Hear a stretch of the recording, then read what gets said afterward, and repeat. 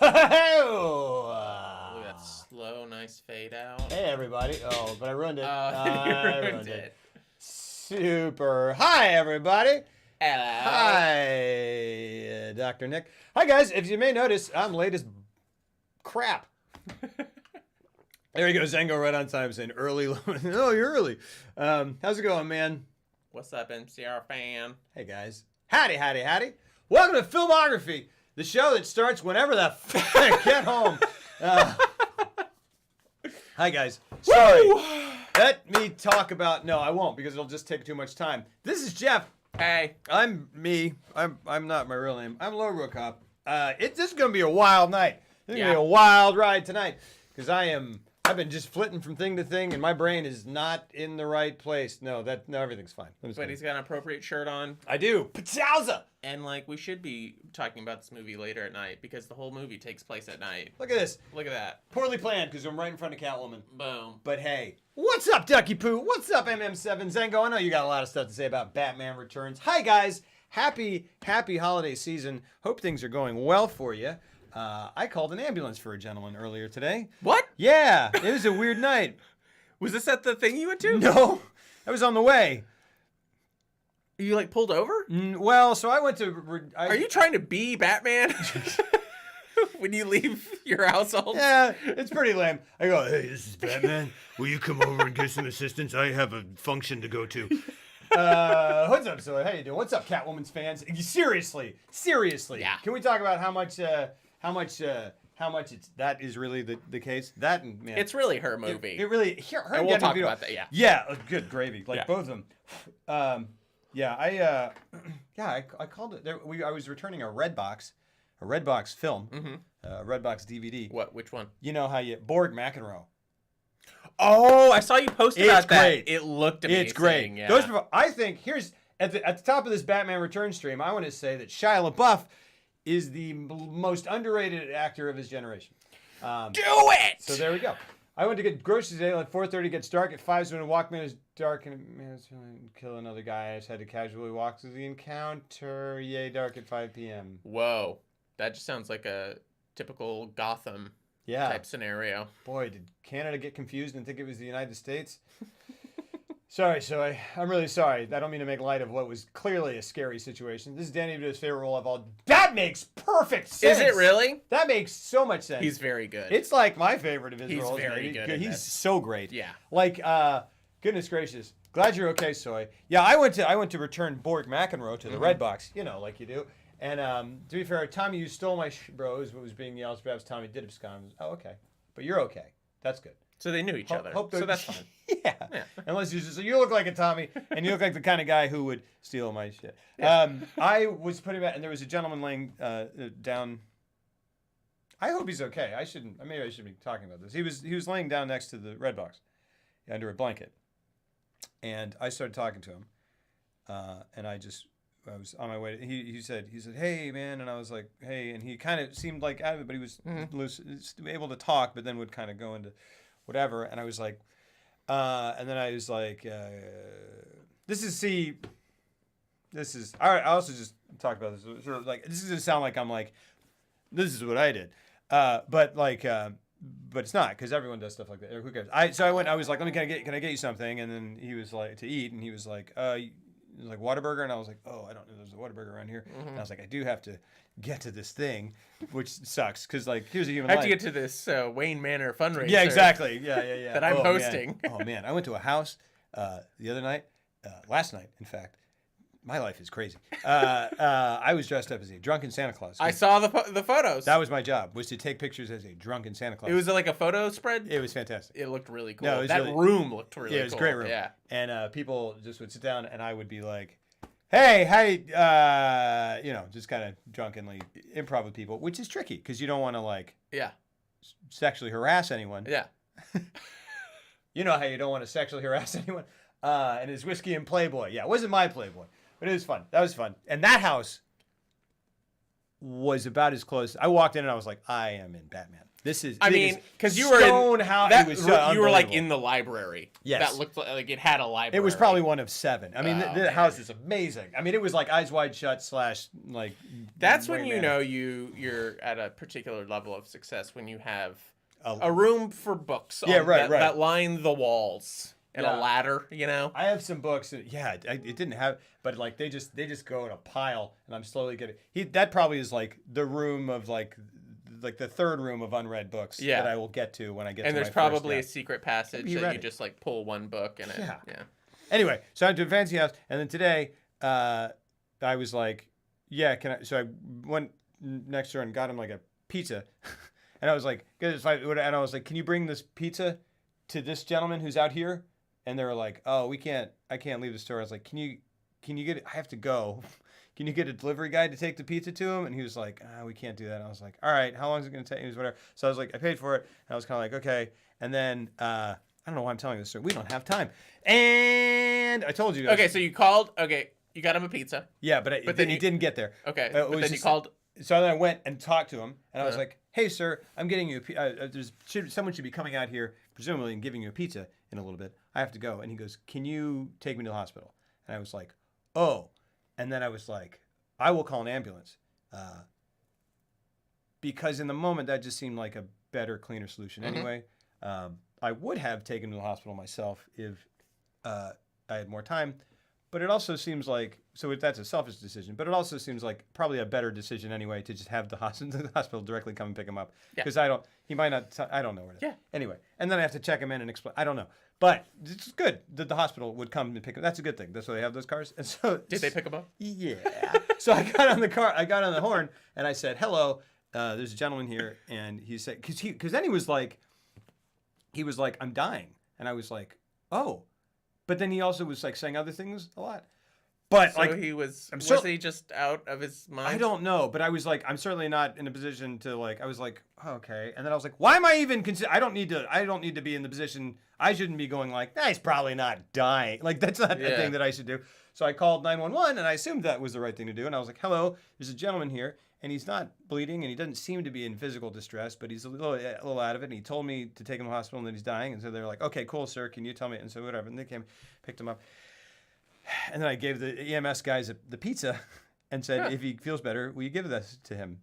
And they're like, "Yeah, yeah." They go, yeah, exactly. And so then I was late to the party. And that's what made you late to the party? Because you were saving a homeless man? I wasn't saving him, but I hope he's okay. Boy, it's been strange. And then at the party, that reminded me of other strange stories that I would really like to tell right now, but I will not. We're going to talk about Batman Returns. So, I wouldn't really. I'll tell them at some point. Anyway, how are you? Elusive Moose, thank you. Saving at least one slice of pizza when it comes to, God willing, yeah. No, he was, I don't know. Boom, boom, boom, boom, thank boom, you, boom, boom, boom. Elusive Moose, for subscribing for 5 months to this nonsense. Guys. Scription. Here's what I'm going to say to kick this off. Yeah. Thank you so much. This is one of, if not my favorite, Batman movie. Yeah. It's very close to the top. Yeah. And it's also a movie that I watched. So I told him I watched it once, with my full attention, and then I watched it 2 more times with it just in the background because I just think it's a wonderful movie to kind of live in. I think the visuals are amazing. I like the world. I like the wintry atmosphere. Yeah. And watching it a bunch in a row, I was just like, and really breaking it down. This movie, by all means, with this story that's in this movie, it shouldn't work. No. It shouldn't work at all. Yeah. Like, it should be worse than Batman and Robin. Because it's... And it goes to show how the right director with the right vision for the material can elevate something that is completely ridiculous. Because if you break this plot down on a nuts and bolts level, it's ridiculous. There are definitely some things, yeah. There are, and like, I mean... just to be clear. Oh, go ahead. Well, I was just going to say, because like people love to rag on Batman and Robin, and to some extent Batman Forever. as like some of the worst movies of all time, particularly Batman and Robin. So to be clear, you were saying it was a bad movie. You weren't saying that it's worse than Batman and Robin because Batman and Robin is the pinnacle of Batman filmmaking. No, I'm just joking. Go ahead. Well, here's another thing. Oh. I bought all four. Yeah. that 4-pack. Yeah. So I have the same one. I have the same one. It's great. And I love watching Batman Forever and Batman and Robin. Batman Forever is solid. It is solid. It is not. And even Batman and Robin is so beyond a train wreck that it's really fun to watch. It is fun to watch, and it's hard for me to remember it, honestly. I just remember the beginning, like helicopter. Where they take the bank vault out. Yes, and I think at that point is that where he's like. He shows the Bat credit card and goes. Oh, he does that almost immediately. Yeah, he goes, "Don't leave home without." Or wait, he goes, "This is why Superman works alone." That's like his first line because the first line is Clooney. The first line of Batman and Robin is, he's like, "I need to get a. When do I get a car? Like chicks dig the car. Chicks dig the car." And then Clooney's first line as Batman is, he's like, "This is why Superman works alone." But then the first line in Batman Forever is Alfred saying. He's like, "Shall I put your food on the blood?" And he goes, and Kilmer's first line as Batman is, "I'll get drive-through." Yeah, oh my gosh, it's so what it is. Oh, Ducky Poo, thank you for those 2 months. Thank you for that resub, dude. Thank you for that first freaking resub. Scription, thank you so much. We are, as you may be able to tell, we're on a bit of a time crunch because we are super late. But we're not really, as long as you guys are willing to hang with us. Like, I want to talk about this at length. I do too. I really do. And I really enjoy this movie. So do I. So did I, and so do I. And thank you so much, Ducky Poo, for that 2 months of unbelievable support. Don't Sing No Time. Thank you, Elusive Moose, for those 5 months. And we are going to jump into this. I'm just talking at such a rate that I feel like when you leave and I turn this off, my head will explode like scanners. I think you're just getting it all. Should I calm down? You've gone through a lot this evening. Yeah. And now you just gotta get back into stream mode. Yeah. Yeah, I love because this is how he talks in the real world. That's true. That's true. Absolutely, Return of the 1989 is a really generic version of both Batman and see. I was thinking this. I said this right before the stream started. I was like, I think it's better than '89 Batman, which is tough, and we'll get to that. We can get to that too, because you can make that argument, and you wouldn't be wrong. Yeah. I could understand why someone would prefer 80. I love '89 Batman. I love it. Yeah, it's great. But I think this one is so unique. It was. But really watching it this time, like the plot, there are things in this movie that make no sense. Like no sense. When Penguin takes over the Batmobile by remote, and then it cuts to him, and he's like, oh, he's driving it with like a little like steering wheel, and then I love this. They cut to what he's driving, and it's like a little thing that you would see outside of a supermarket, but it's a toy Batman vehicle. It's the Burton Batmobile, and it's the same style, and it's a coin-op one, and you're like, what? Who made that? That's great. What is that? He did it. And then there's like, moving on. Yeah. I love it. I love it so much. I love that. That is so that's the thing that, like, if you think about it, you're like, and there's a lot of that in this movie. Like, that's one that I love unapologetically, though. I'm like, I have no problem. Oh, no. I'm not criticizing it. Yeah. It's just, that's what they're doing with this movie. Scription? Yeah, exactly. There are some, though, that I go, oh, man. And we'll talk about because, like, obviously, at the end, all the penguins wearing the rocket, the missiles and stuff, and, like, that's his big plan is to steal all the children, and that's, like, a plot thread that comes out of nowhere. It's like, oh, they're stealing all the firstborns in Gotham. Yeah. And, like, that kind of comes out of nowhere, and... Lobro is always online when I need some entertainment. Oh, thank you, Nameless. And so it's a reminder that you need entertainment and to switch to some other channel or something. I'm helpful. I'm glad that I'm helpful to be here. You're like, you're always here when I'm looking for entertainment. Yeah. And yet, get out of the way. I need some entertainment. No, I appreciate it. Thank you so much, Nameless. Thank you for those 21 freaking months. Good gravy. Nice. Lots of love. Yeah. Ducky Poo, who are your favorite Batman villains? I think I was really hoping that for the last Batman movie that Nolan did, I was really had my fingers crossed that he was going to do the Riddler and do a very serious, like, get Guy Pearce or someone to play, Guy Pearce as the Riddler was, like, always my dream. That's great. And, like, make him, like, not the Jim Carrey version, which is a total other thing, but Joker. Make him, like, what the comics are, where he's, like, this hyper intellectual, and he just likes puzzles, and his whole schemes are very complicated, and he likes people to. He likes a challenger, and that's why he appreciaes Batman, is because Batman is as smart as him, and he likes putting people through he just likes testing their mental abilities. I'm trying to think of other, I'm like Benedict Cumberbatch could be, David Hyde Pierce would have been a good Riddler, maybe. That's pretty good, right? Yeah.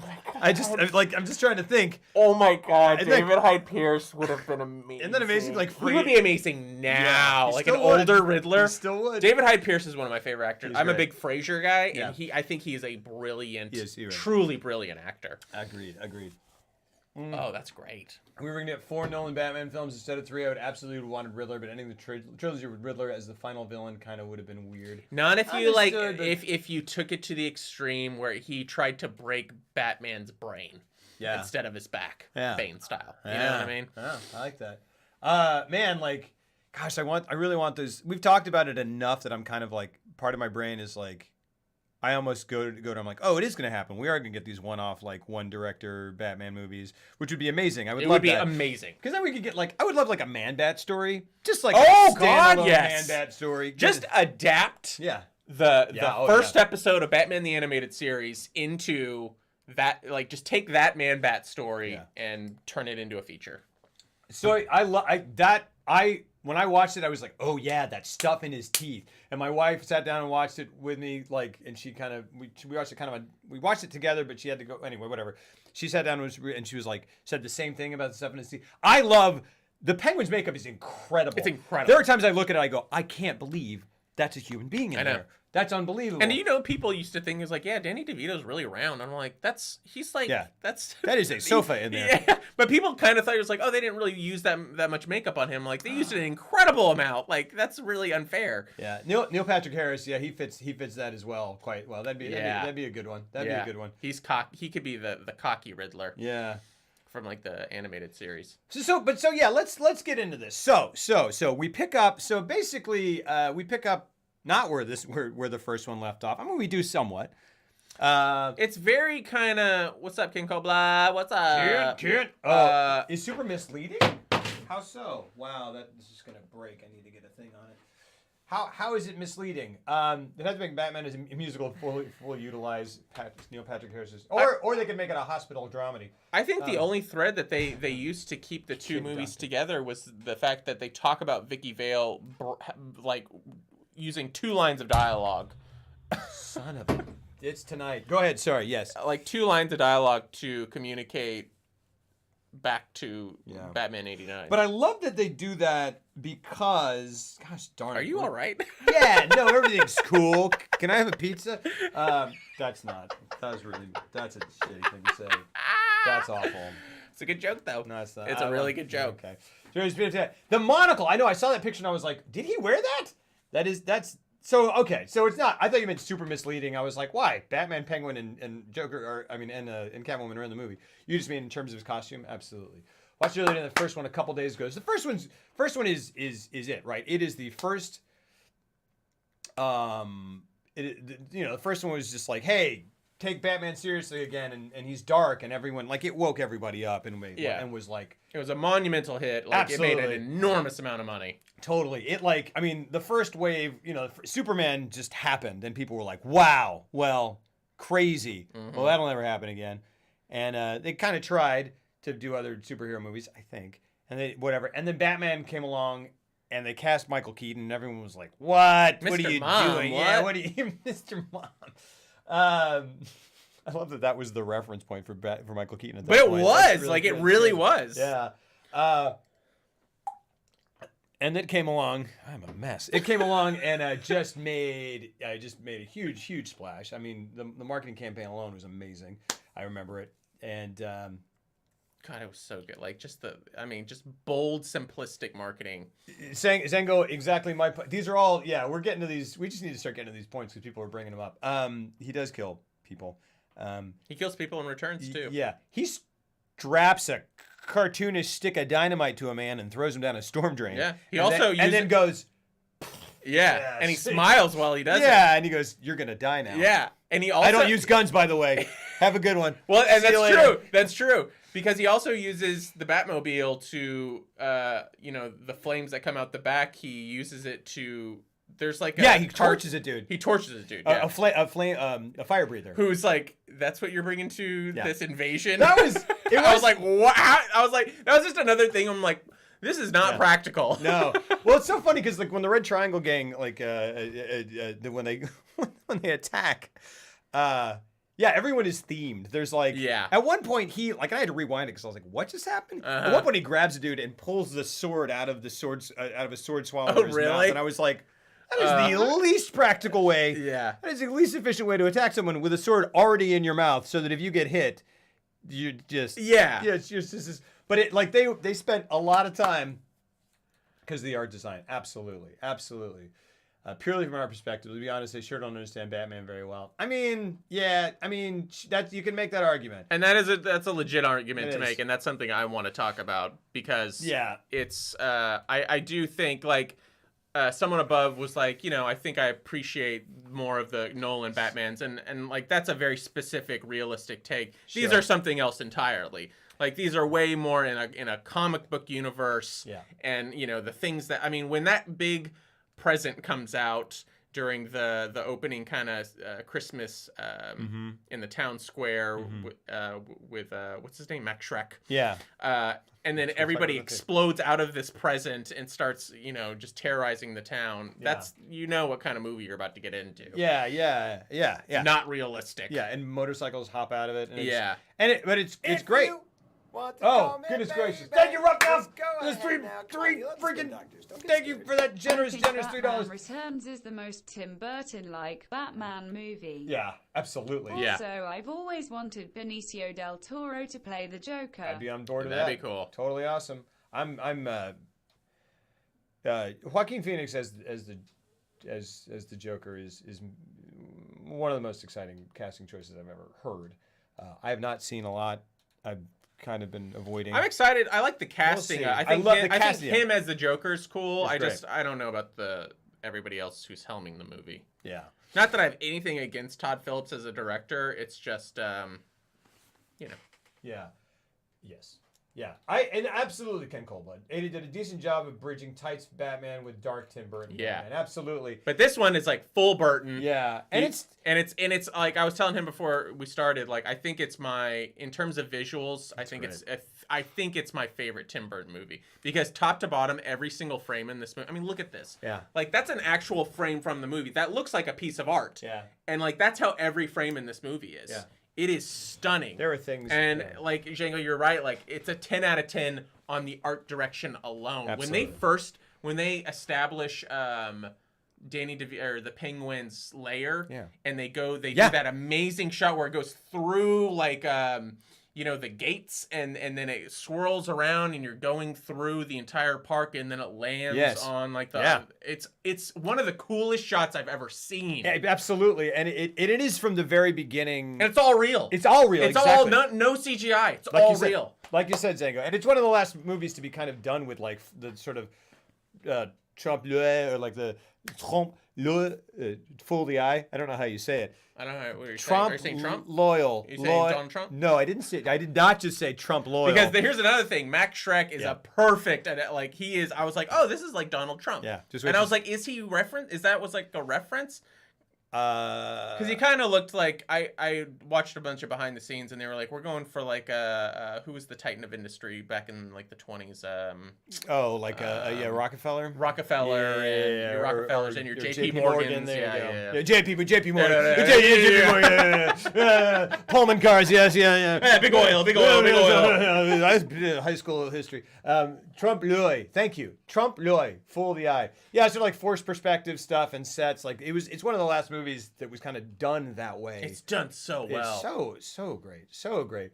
And it also has the best introduction to Bruce Wayne's character ever because they just like hit the Batman signal and then it cuts to Wayne Manor. Oh yeah. Then it pops up and this pops up and then he's got like little shields that redirect the light, which is amazing, to hit right into his like office where he's just in the dark brooding. Yeah. He's just like this. Which is funny because and he goes, and he looks up and he stands up and in the background is this massive bat logo and it is the coolest image ever. It is. It's this and this that. I mean like this and this And that, and what you're talking about, all these things, and we were talking about Nolan versus Burton, and I've said this before, so I'll try not to dwell on this time, but like, as much as you can kind of be like, oh, there's unrealistic stuff, cartoonish stuff in these movies. This is everything that's missing from the Burton films.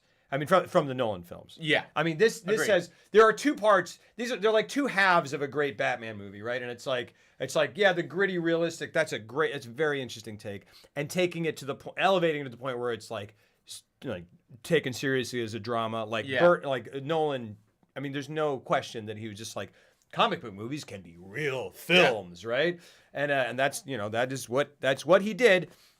But he also was like, what would it be like if a dude dressed up like a bat and fought crime? And he made crime films with a guy who was in a suit that looked like a guy. It's always that's what makes those Nolan films at odds with each other, because it's still a guy dressing up as a bat, and fighting crime, and like no matter how realistic, you're never gonna really get over that hump on a realistic level. I mean, it's kind of weird. He looks like he's wearing like a tactical soldier outfit, and you go, cool, and you're like, this is a realistic portrayal of it. Sure, cool. And I go, but we're talking about Batman, and what you're missing is iconography. There's like one or two there are some like sequences that I remember from Dark Knight that are great. There's the shot from like Dark Knight he's in Rises the rubble, where he stands up on the rubble, and you go, that's a great shot. That's amazing. But there's so little of that, unfortunately. And this is like every shot is this. Literally every shot. I mean, well, not, but almost. I mean, goodness gracious. Even when he's not in frame, like it's, and like I really like Nolan. I like Nolan as a director. I like that trilogy. I think The Dark Knight is the best one by far.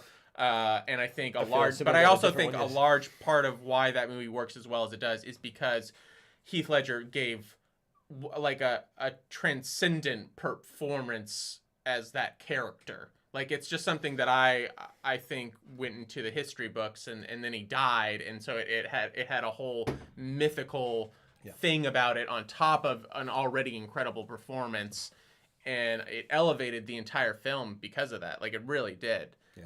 But but here's the thing. Like as much as I want Tim Burton to do more of these, I wish he could come back, like the Tim Burton from early 90s, come back, do more Batman movies, but focus less on the villains, which he's far more interested in, and I get it, and do like a really interesting take where he focuses on Batman, and like, because he's the guy that could focus on Batman and be like, okay, you have to be slightly insane to be Batman. Which is why Keaton works. I think Michael Keaton's the best Batman. I think if we're gonna, we should probably. Someone already asked, and I think Keaton is my favorite Batman by far because he just gets it, and he was slashing dialogue like specifically for Returns because like the script was way more dialogue heavy for Batman, like in the suit, and he was like, you got to cut. He's like, this is an amazing monologue, but you have got to cut it because my character wouldn't do this. He cut lines out for himself. Yeah. You think we're out of our mind? How come? Iconography or cheese, you can call it either, but I mean, look at this. The thing that you can't, like, so if you watch Dark Knight, watch The Dark Knight, which is the one that everyone really likes, I prefer The Dark Knight Rises, and I know that puts me in a small camp, but it's a cozy camp. Keaton the best Batman? No way. I mean, for me. Who?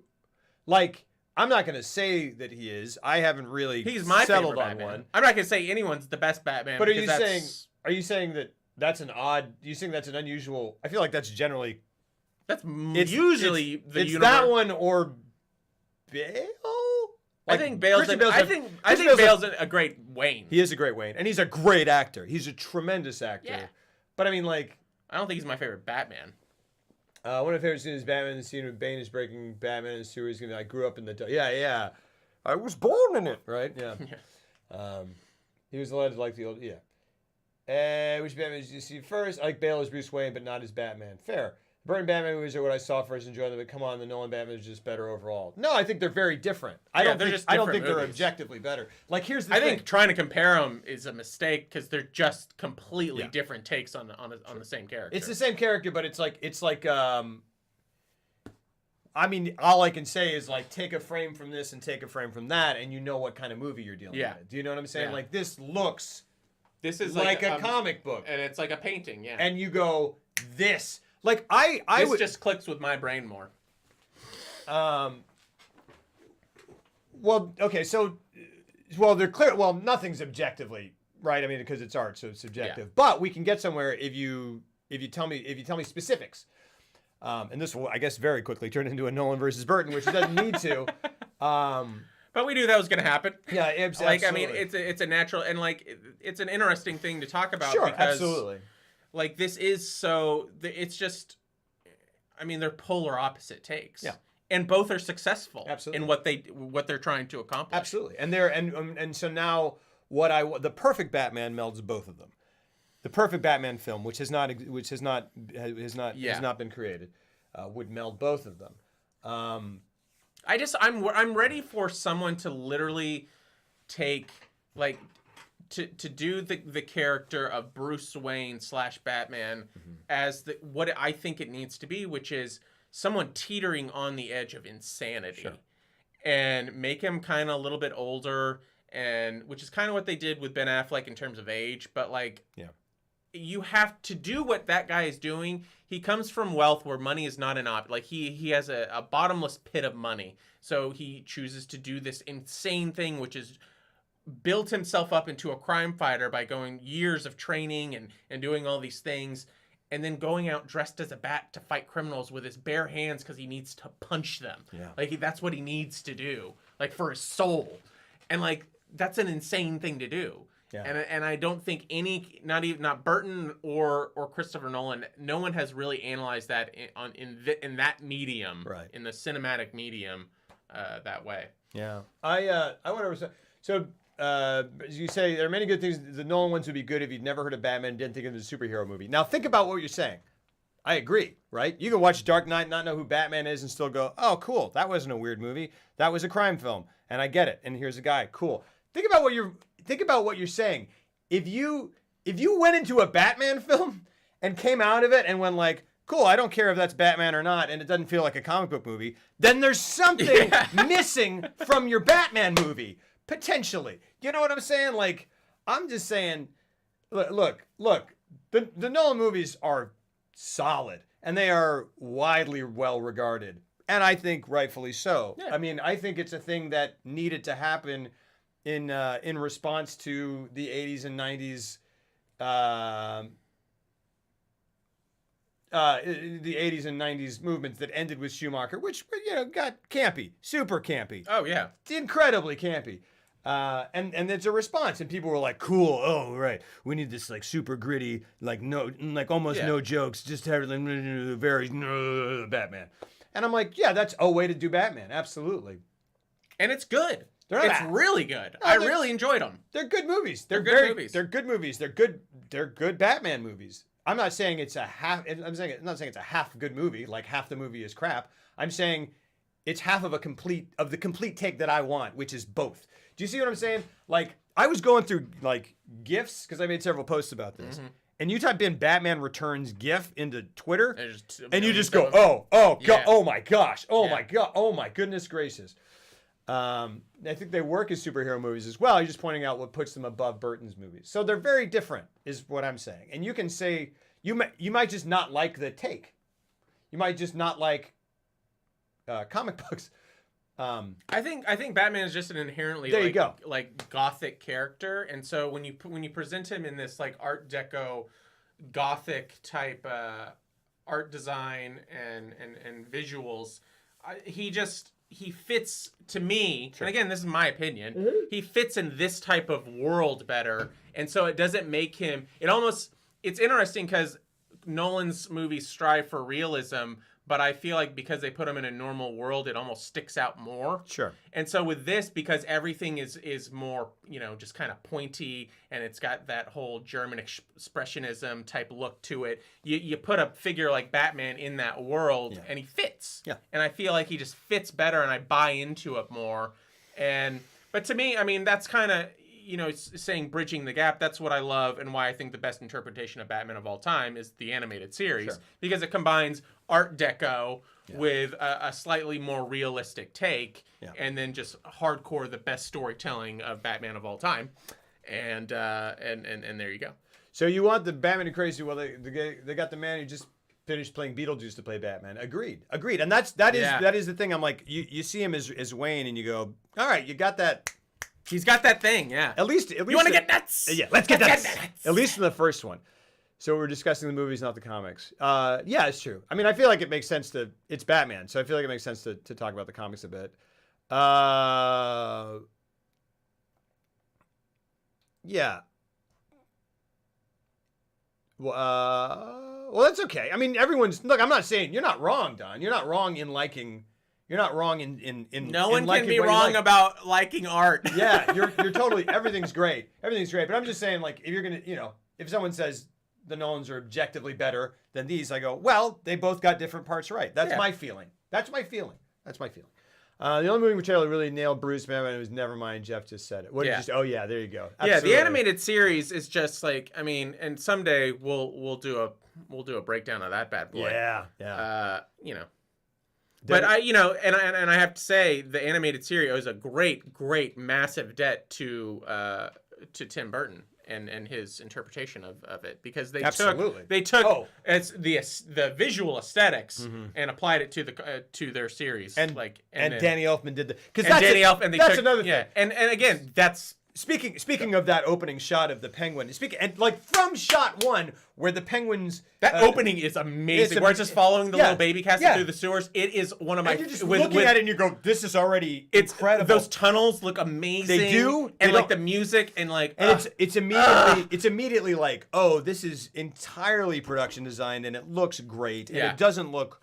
It just looks great. It doesn't look necessarily realistic, but it doesn't look unrealistic. It just looks fantastic. And you go, I'm being taken on a journey. They leaned hardcore into that German expressionism. So I watched the behind the scenes thing, and they were just like, Tim Burton kept telling us, he was like, make it fascist. He was like, I want Gotham to look fascist. It looks like the Fountainhead. It looks like the cover of the Fountainhead. Like it just looks like that. I mean, with those guys holding the statues that are just holding those little. Like, what an iconic! I mean, it's like Metropolis. It's like, I mean, not Metropolis, Superman, Metropolis, Chris Long, but like, I mean, it is and as you're going through this stuff, the other part of it. I mean, Burton. And I don't think this is a controversial opinion. Burton and Elfman are as inextricable from each other as I mean, they add. It's Williams and Spielberg. As Williams and Spielberg, because Burton without Elfman, and Elfman not lending that to Burton. I mean, Elfman without Burton, like they just are married perfectly. Yeah, perfectly. It's just beautiful, and there's just nothing quite like it. My goodness. In terms of animation itself, absolutely MM7, totally. Let's look at wait, what did you notice? Are you good? Paul Rubens? Absolutely, yeah. Pee Wee Herman is. Oh yeah, and he was like a last minute addition. Yeah, he wasn't supposed to be. Because who was it? I can't remember. I can't rember but I think he was too. Oh, it was Burgess Meredith. So who's that? Who's the original parent? He's Mick. Come on, Rock. Oh. But he was the Penguin in the Adam West. Yeah. Oh, so he would have been Dad. Oh, that's great. But Paul Rubens is a great one. It's just funny. It's fun. Yeah. It's fun to see Paul Rubens just playing it straight, just going in there and doing it. Should have been Burton Elfman to someone who knows how to write a coherent narrative. The thing is, it's just like the narrative is like the narrative is insane, but it's all over the place. But it also is just kind of like not wrong for this movie. It's great. No. I go, I don't want anything else, and it's exactly what it needed to be. I think the only downfall for the Burton Batman movies is that Burton. It's like Burton's making his own little movies about Batman's villains, and then he's like, he's plucking and putting Batman in there. And that is the thing when I was talking about, like, that's the thing. Is like, I go, man, I'm watching it and I go, man, there's so much stuff going on and it's so great. And these characters, and I go, man, this is better than Batman. Oh, but like, as a Batman movie, Batman shows up a little bit and like sits there and stares at people a lot. Batman's in this movie like maybe 1/3 and he says, the entire film. And you go, Batman Returns, but like, who cares? Like, it really is it's hard to call it a great. I mean, it is a great Batman movie, and the thing is, a great Batman movie because his rogues gallery is such a part of. He's probably got the best rogues gallery of all time. Yeah. Him and Ninja Turtles. Wow. Yeah. Bold statement. Yeah, there we go. 89 is basically more about. Agreed. It's more balanced just because it's one villain that he is in it more. I think it is more about the Joker, I think that's why, it's one of the things I like more about Nolan's Batman films is that it's more about Batman. Yeah. Well, but the other thing is that like that's sort of the thing is like because what the thing that I want from a Batman movie and they do it a bit in Nolan and they do it here. It's interesting that he's peripheral to his own story. That's pretty Batman of Batman. Yeah. Do you know what I mean? Where he's like just this shadowy thing that comes down and goes, yeah, and it grabs people and then just oh my goodness gracious. But I'll say this, and this is obviously unpopular, but in terms of marrying the two, the gritty with the iconography, I think the best live action effort so far is Batman versus Superman. I really do. In terms of getting both of them, hey, no, we're here. Look over here. But Jeff, where are your eyes going, buddy? No, yeah. Wait, no, you're leaving. Boop. This is a good point. There are a lot of things you just don't learn about Batman in the Burton film. He's comes in fully formed because but that's great. That's what I want. Yeah. Like this is such a I love so much about Batman Returns, and I will fully admit that it features a minuscule amount of Batman, and it's the great flaw of the movie because I want more Batman because I love Michael Keaton's Batman. I love the look of him. I love his take on the character, and I just wanted more. I know. But it's hard for me to get upset because I absolutely love what DeVito, and we haven't even talked about Michelle Pfeiffer's Catwoman, and I love what they are doing in this movie. She's essentially the protagonist. Yeah, she is. It is Catwoman's movie. Yeah, and the thing is, the thing that makes me go like, even though I go like, Batman's like not really in this movie that much, I go, it's still kind of better than '89, maybe. Yeah, because of. But it's not because of Batman. It's not that he did a bad job. It's because of Catwoman and the Penguin. The Penguin, shoot me. The Penguin is a more fascinating antagonist than the Joker, than Jack Nicholson's Joker to me. In terms of the Burton universe, I would agree with that. These two movies, I go, it's far more interesting. This is fascinating. Yeah. I am. My goodness, and Danny DeVito in this movie and Michelle Pfeiffer in this movie. My goodness, you watch them.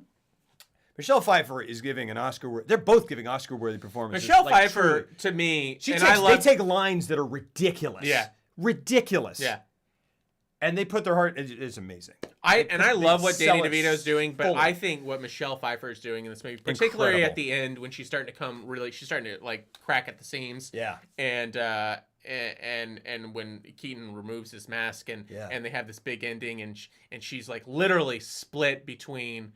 She wants to be with Bruce and live in the castle and marry the prince, but at the same time, she can't do that at all. And the two personalities there is just, and the way she plays it, like half her scenes, her eyes are just stained red because she's so morally confused. And her eyes are, I mean, it's a fascinating portrayal. And the duality, even what she does with her voice.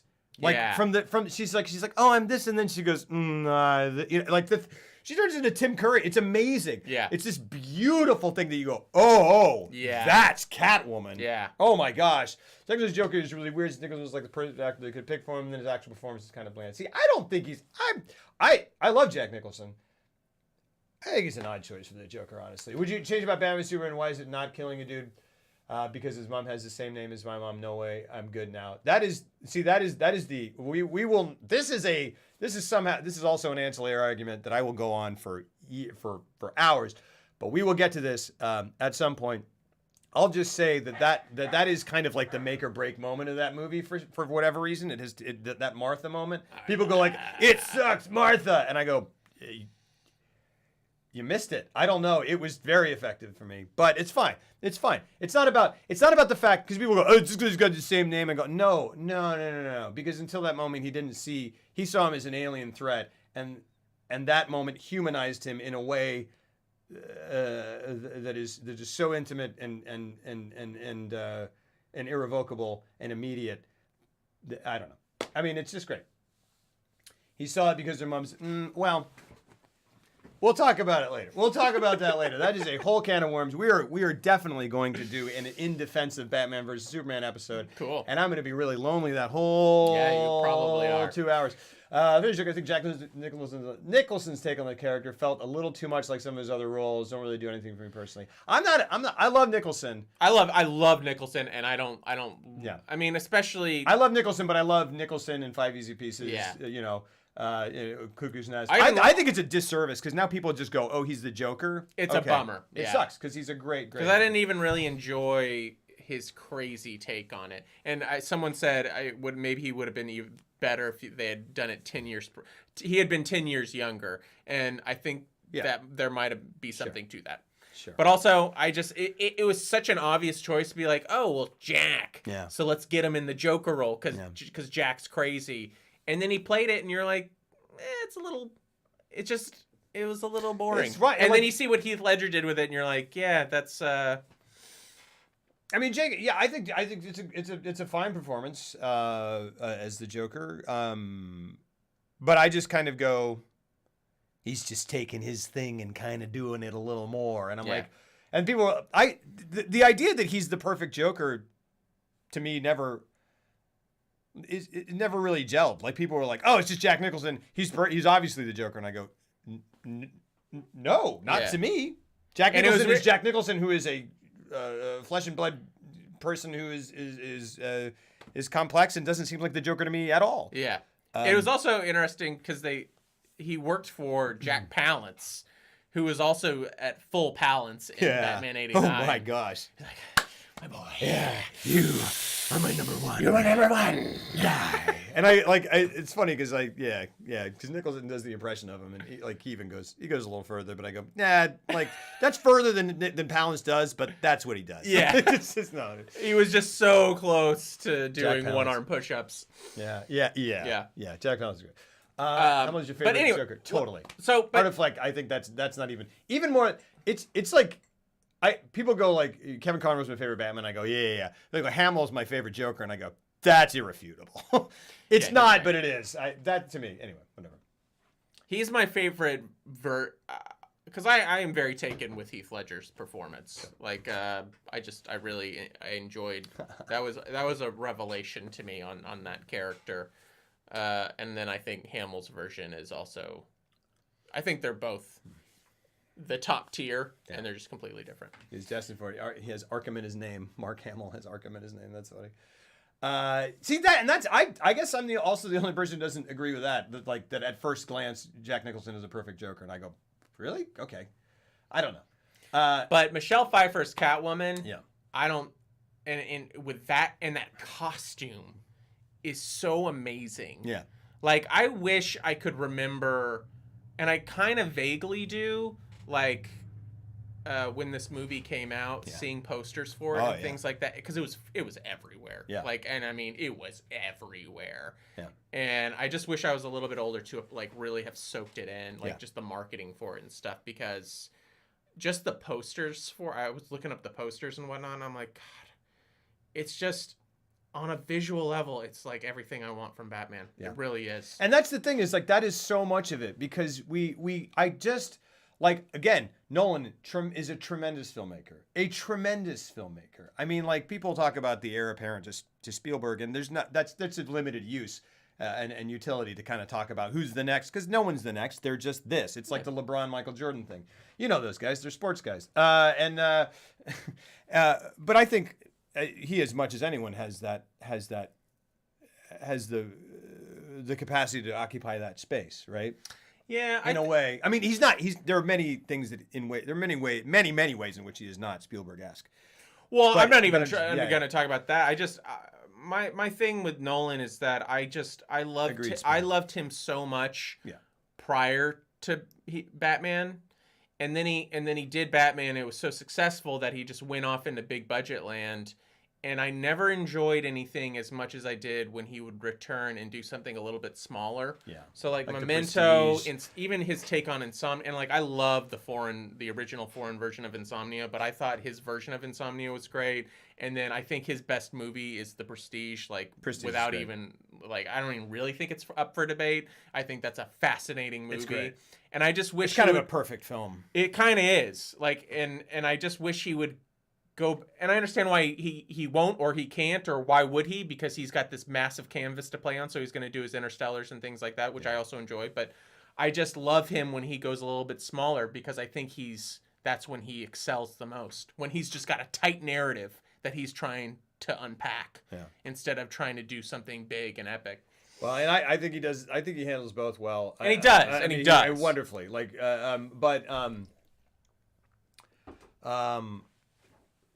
I don't even remember what I was like, he's a great, You're saying he was Spielberg. Yeah. He's like a modern. Well, but I think it was in aid of talking about, I don't know why. Anyway, whatever. Who's relative? Who are we talking about? Newer actor. His non-small roles usually neutral, lawful good. Who playing Jesus? Jim Caviezel? Wait, what are we talking about? Are we talking about Willem Dafoe? Who are we talking about? Are we? Yeah, so you are talking Willem about Dafoe. Last Temptation of Christ. Yeah. What is that WW2 film he did recently? Dunkirk. I've not seen it. We rented it and didn't get to it, and I need to watch it again. I need to watch it for the first time. Well, it's interesting because I appreciate Burton in the kind of same way I appreciate Nolan, in that I always tell I consider Christopher Nolan to be a master of momentum, because he can just keep his movies through sheer momentum, and you're like, wait, was that a plot hole? And it doesn't matter, we're gonna keep going. He's such a master of editing and cross-cutting and just keeping a pace to his movies that just have this forward thing where it's like he's just propelling you forward. And you really saw that in The Dark Knight, where the movie just moved at this pace where it's just like you felt like you were moving towards this inevitable conclusion. And I had a lot of narrative things. I was like, well, wait, what about that or that? And it didn't matter, because he's such a master director, truly. Yeah. That he's so good at that he just through sheer filmmaking talent, he can get past some things that I would question on a narrative level. And it's the same thing with Burton. Absolutely. At least early 90s Burton. Absolutely. Yeah, definitely. Did I praise what without seeing it? Silly. I'm not sure you did. Nothing shot on film anymore. Because film is expensive. Let's see here. I just start going through my notes, and I'm just like, yeah, everything. I love how Batman shows up and there's like a 1930s film starlet eye light on him. Like he just shows up and it just like you're like, who's got more beautiful unmotivated lighting than Tim Burton? Like unmotivated everything. It's just so great. And the thing is, it's not unmotivated. It's motivated by the spirit. You know of the what film I think is interesting is you and Akasha have a weird thing about unmotivated lighting. You're like the only people that I've ever heard talk about it, and like you brought it up twice in the past 2 weeks that I've been over here, where you guys are like, yeah, but there's like this close up where it's like, where's that light coming from? I'm like, well, it looks great. Yeah, great. It cuts together well, so if that's then it doesn't matter. And you're like, yeah, but like it's fucking horseshit though, right? Come on, Hitchcock. It's a hack. No, yeah. No, I don't really. It's just fun. I don't know. I was watching the new Coen, but I need to see that. Buster Scruggs. What's up, Ducky? The whole thing does have an early gangster film to it. This thing, it's great. It like the thing is, like, I think of the movie like I mean, talk about a director's vision, right? I mean, this is like this is it. I mean, this is at least in terms of visuals, like it is so well made. Yeah, I mean, the things like the only movies that I can compare to 90s era Burton is the 1990 film Dick Tracy, which has Danny Elfman music. And it's done very, very, and I think it's very, very heavily inspired by Batman. I think without Batman, we don't have Dick Tracy, which would be a huge loss to me. I don't know if it's a huge loss to you guys. Dick Tracy, the 90s movie, not the Warm Beatty, the pre-existing character. Misremembering earlier tweets. I was watching Dick Tracy. You remember the first shot of Gotham in Batman '89 looked like a painting. That is down the buildings? No, hold on. Because the opening shot is the. Are you talking the one where it goes up? It starts on city level and then it goes up, and up and up and up and up and up and up.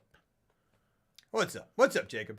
89 returns those look like they take place in different time periods. Is that design return? Yeah, it is. It is. It's interesting, but I love that it has a completely different look, and it's the snow, and it's just white. It's one of those things that Burton has talked about, where he was like, in the first one, I was trying to make, like, I had to kind of restrain what I wanted to do with it visually, because there was so much pressure, and it was our first one, and we didn't know if it was going to be a success. And then after the first one was such like an astronomical juggernaut of a success, the studio gave him full reign to do whatever he wanted, and so he just embellished. He was like, I wanted it to seem similar, but I wanted to go further with and that's it. exactly and what that's it is. Exactly what and that's did. exactly what they did with sequels so well in the 90s. They really do. I'm telling you, we're going to do a thing where we go sequels that just took it further, and the 90s were like the time of that, I think. So Dick Tracy in the theater, that's awesome. I didn't want to film another Batman movie unless he's got full creative control. Exactly. You said Camo Cow. You said something interesting where you said you did not like Pfeiffer as Catwoman. So I would love to hear why. I feel like Watchmen is the closest to recapturing the really comic book feel. Well, because he basically shot for shotted Watchmen, and I like Watchmen. I like it. It's so weird. I keep finding myself in this position where I'm like Watchmen's good. I like Watchmen, and I very, very much responded to Batman vs Superman. I very much like it. I keep finding myself in this position where I'm like defending Zack Snyder in Zack Snyder's work, like I'm a big Zack Snyder fan, but I'm like, I can't. The 300 is not for me at all. And there's like a lot of his early stuff. I'm just kind of like, oh, whatever. Although I haven't seen Dawn of the Dead, but. Which is his best one, in my opinion. Yeah. And I enjoyed Man of Steel, but then I also think I think Superman's a real boring character, so I was just waiting for someone to do something interesting with him. Right, that's true, Zango. They changed it to they thought that the Danny DeVito Penguin was a little too scary for kids, understandably, and so they reverted to kind of like more of a kind of comic booky. Yeah, for the and McDonald's pulled all their promotions and a couple other things, and that's kind of when it's interesting, because like he got full artistic control over this, and then I think and it still made an enormous amount of money. It just didn't make as much money as the first Batman. Mm-hmm. And so they were like, well, we got to be very conscientious from here on out that we can't affect marketing and toys and things like that. Like, we're never going to run into that issue again. Which is why they didn't hire him back. Yeah. Wow. That's insane. And they brought him in. They were like, don't you... Because they were operating from the lessons of Star Wars. They were. Which you may remember from earlier filmographies. And they even brought him in for a meeting for the third one, for Batman Forever. And they're like, but don't you want to be doing another Edward Scissorhands or something, something smaller, something more personal? And Tim Burton was like, you guys don't want me to do the third one, so I'm not going to do it. Yeah. And that's fine. But just tell me that. Yeah, exactly. Yeah. You like some movies that are just generally not well reviewed. Yeah. Why do you like shitty movies? I guess that's true. I also like a lot of movies. I think a lot of movies that are generally well reviewed are incorrectly reviewed. So yeah. And I have. That's because reviews are opinions. Yeah. I have good reasons. I also like a lot of movies that are well reviewed, and a lot of movies that Don Beach, you missed out. People don't talk about, people don't know about, or something. I don't know if you saw our Heaven's Gate review, which is considered one of the worst movies of all time, and we both thought it was a flat-out masterpiece. It totally is. Anne Hathaway was mad as Catwoman. I love Michelle Pfeiffer. The best thing I can say. So I for Anne Hathaway in Dark Knight Rises. Oh, now that I've revisited Batman Returns, I'm like, there's no question. Yeah. Like, she's amazing. Pfeiffer is amazing. I will say that when they announced Anne Hathaway as Catwoman, I was like, oh, why did they do that to Anne Hathaway? And also, no, that's just not. I don't want to see that. Which no disrespect to Anne Hathaway at all, but I just was like, that's not a good match for me. I don't think. And to her credit, I watched it and was like, okay, it's okay. I was fine with it. I was fine with it. She's just not sultry enough. Like that character needs to be that. It really, it's not a, I like her as an actor, but there is an inherent thing that character requires that has nothing to do with actor talent and everything to do with just an aura and Michelle Pfeiffer has that. And you need someone who, and like, to be fair, her character, Anne Hathaway's version, when she goes to like meet a mob boss and then like the cops come in and she goes from like fighting to going, Yeah, that's awesome. And then they pass by, and then she gets like real. It's amazing, and I'm like, that's Catwoman. That's great. That is Catwoman. That's true. She nailed it more than I ever thought anyone. Yeah. More than I ever expected her. Yeah. To be able to, which sounds like I'm ragging on her as an actress. I'm not. I just the casting. I was one of the people who was like, I'm not on board with that casting. And then I was like, okay, yeah, I am on board with it. Rock and roll, Raccoon Buffoon. I wasn't really a fan of the ending changes, but that maybe was too cartoony for the movie. Ending changes to what, Art? You don't want movies to feel like a comic because you read a lot of comics that all different from each other. So movies try to emulate the comic field and they all end up feeling the same, which isn't what comics fans go for. I am streaming tonight, Jacob. Yeah, we were late. Sorry, man. My kids were fascinated with Danny DeVito's Penguin mainly because he seemed really gross. He is intensely gross. My gosh, but what I love that character. My gosh, you know when he's like, it could be worse. My nose could be. I mean, that's could be gushing blood. And then that guy just goes, what? I don't. And then he goes, and you go, yeah, because that guy. I didn't want that guy to. That's what I want for that guy because he's being really irritating. And Jan Hooks is in that scene too, and she's wonderful. I love Jan Hooks. He was a bit nasty, Ken. And then the third one was much worse. What are we talking about? Third one, what? I did not like Pfeiffer because I think the actress who played her in the Nolan films played it better, where she didn't give. Well, but that's the whole thing. Oh, and that's the other thing. Well, we're talking about Pfeiffer. My gosh, I love that they bring up Kim Basinger because, or not Kim Basinger, Vicky Vale. Yeah. Because it in your mind, I mean, you go, oh yeah, it gives me that comparison point, and you go, this is so much more of a compelling relationship to me. Chalk it up to actor chemistry, possibly, but it's like no, you're watching and narratively it works because you compare Vicky Vale to Selena Kyle, and you go, Selena Kyle and Bruce Wayne are far better matched for each other, or they understand each other far better. They understand and each you go other like better, they've got that duality, and there would be a lot of vases being thrown at walls in that relationship. But there would be some tumultuous nights. You got to work that stuff out somehow. Yeah, you guys have some interesting opinions, it seems. Well, thank you. That seems euphemistic, but I appreciate it. I believe reviews are also paid for. Oh, you believe so I have. Well, what do you mean? You mean the production production houses buy reviews? I mean that may happen. I'll say that I have worked as a professional film reviewer, and I got paid by the newspaper. Absolutely been paid for. Yeah. I got paid by the newspaper, but not by the yeah. You guys, Pfeiffer and Anne Hathaway are good. I agree. I can see Lady Gaga's new Catwoman. That I could see. Absolutely. Did you mean superheroes are boring? Wait, what? Oh, you're talking to someone else? Sorry. I actually didn't like the Nolan Catwoman nearly as much. I understand that. Well, yeah. I think, and it's a different Catwoman for a different film. Again, right? I mean, Michelle Pfeiffer. The thing is, in this movie, she has. I mean, the cat just. I can't take my eyes off her. That sounds like it's Michelle Pfeiffer, but I just can't take as a vibrant performance. I cannot stop watching it. And I think the movie props her character up in such an interesting way because the way they this is supposed to be a kids movie, and the sexual overtones / undertones and sexual commentary throughout the whole movie, it gives her it elevates her character that much more because it even gives purpose to her costume. And all these things because it becomes this feministic overtly it's so interesting how it tackles sexuality. Almost every other line out of Danny DeVito's mouth is a sexual pun. Absolutely. And a lot of it can be said for Michelle Pfeiffer's Catwoman in some way, shape, or form. They're addressing gender dynamics in a really interesting way throughout the whole movie. I mean, it's almost bizarre. Yeah, and the microcosm of it is when Batman hits her and she goes, "Oh, yeah, I'm a woman. Yeah. I'm a woman." Yeah, and he goes, I'm sorry. And he comes over and she goes, beats it. She beats his ass constantly in this movie. And so she's using it as her. It's almost like she's not above throwing sand, using that dynamic and just throwing sand in his eyes. Yeah. Yeah, exactly. It's great, and she uses everything at her disposal, and she's. It's very interesting because at different points she is bucket sand. She is very.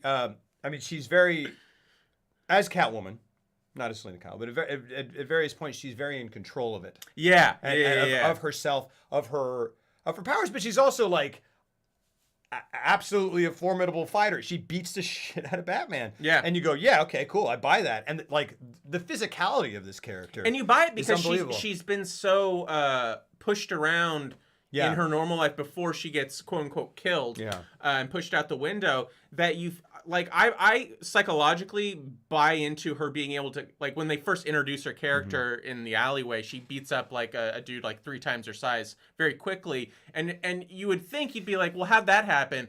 But because they built her character up to be this desperate one, I'm like, oh, through sheer desperation of wanting to own herself and have confidence in her life, like she snapped, and then she went to the other extreme end of her personality that kind of took over, and she's like, no, you're gonna dominate now.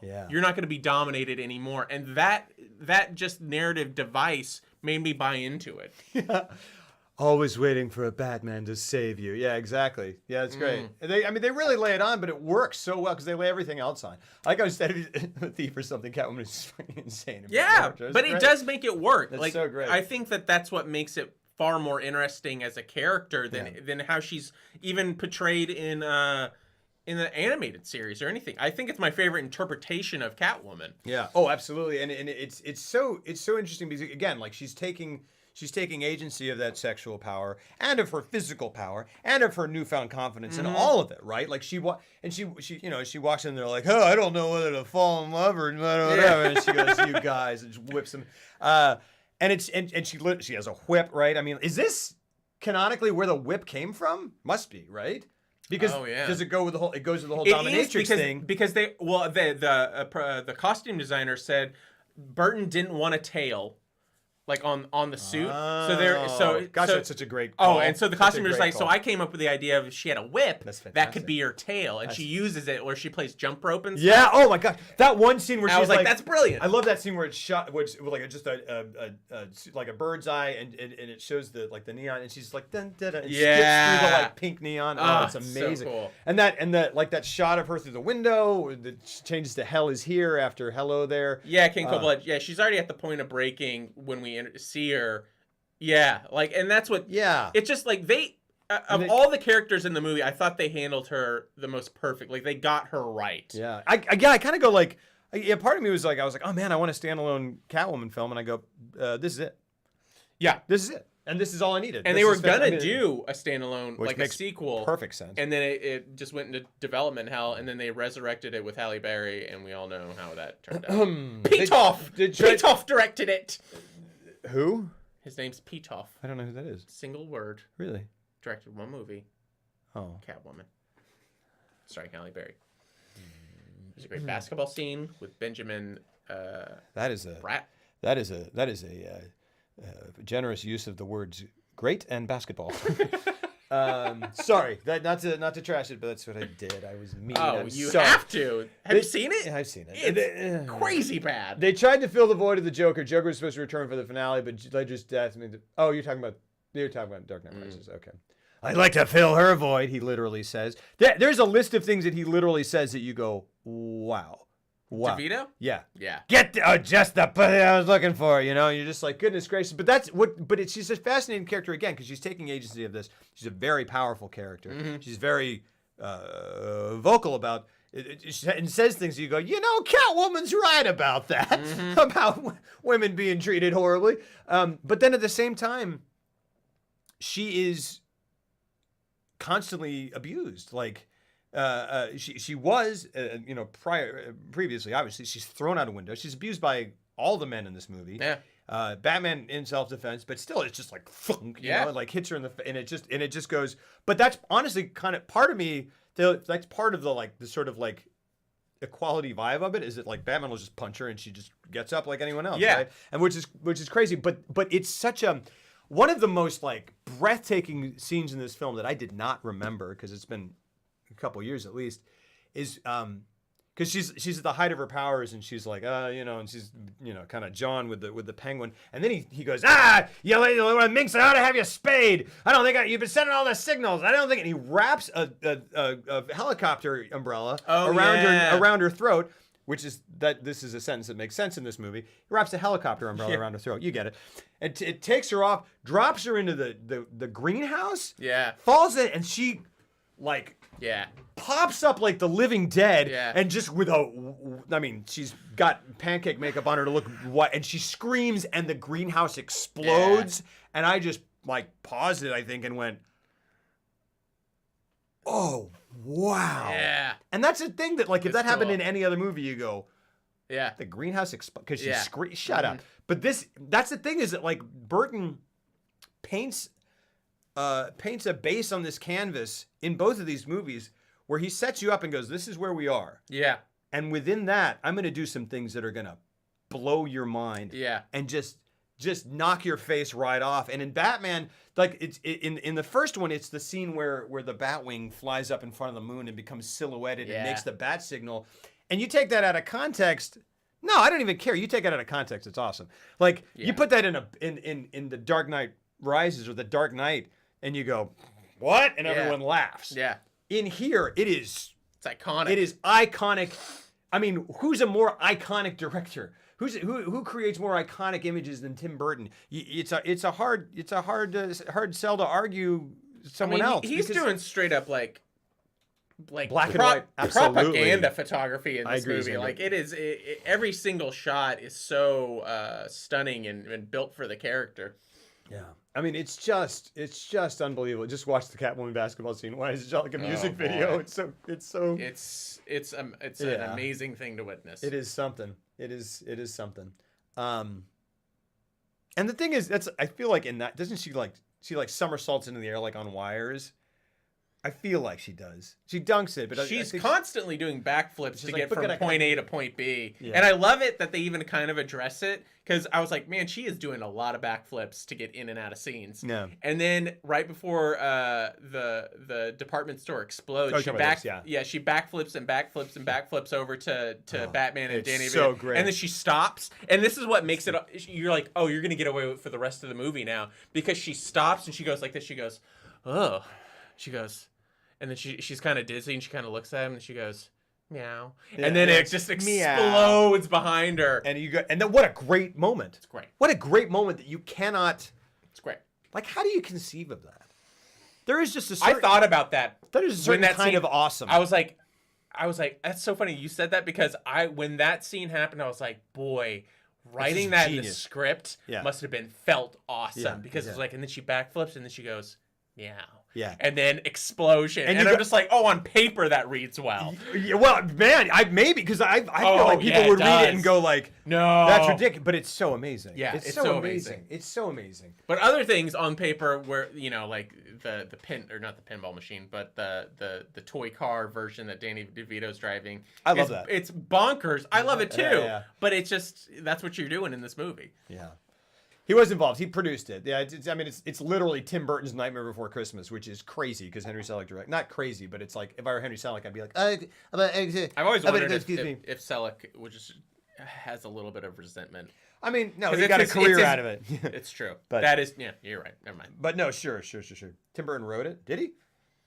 I think it was based off a Tim Burton story. So here's some things. So we've talked about a lot of things that do work, that might be questionable in the hands of other directors, or if I read it on that might be insane. I think the Batman car is one of them, and I love that. By the way, in terms of favorite Batmobiles, this is my favorite Batmobile. The Returns specifically. Well, just the Burton. Batmobile. Yeah, absolutely. And I think the Batman Returns suit. No, I like '89 Batman suit. Probably the best. Sorry. But speaking of the Batman Returns suit, because I'm thinking about it, and I'm thinking about the square abs and stuff, and I go, and that reminds me of the scene where she's like, oh, there you are, and I go, what? Where is she? What is she grabbing? She's around the side, and then two things. I mean, the rampant sexual innuendo, and I think you're right. And talking about it, kind of, and you're saying that, I go, oh yeah, it kind of does underscore this whole. Her power and all that, making sex such a thing, even the ridiculous things that DeVito says, and pulls off, and I still love that character. How He says it's because he's so repugnant that there's absolutely no shot that he can both not take advantage of her and never have a shot with her. True. So it just becomes pathetic, She can also just destroy him. Yeah, she could just destroy him. Yeah. I love she's like you're the coolest role model a young person could have, and he goes, and you're those little grunts. Yeah. I mean, it's an Oscar-worthy performance. I love this performance. It's amazing. He goes, you're the hottest young person a role model could have. It's great. It's just ridiculous. But so some things that I like, a couple of things that I go, oh, okay. Andrew Brigiernarsky, whom I know primarily from the movies like The Program and Any Given Sunday, because he plays large, gigantic football players. Christopher Walken's son. Oh, okay. Why on earth is he so muscle bound? It is crazy to me. Also, because I recognize that guy.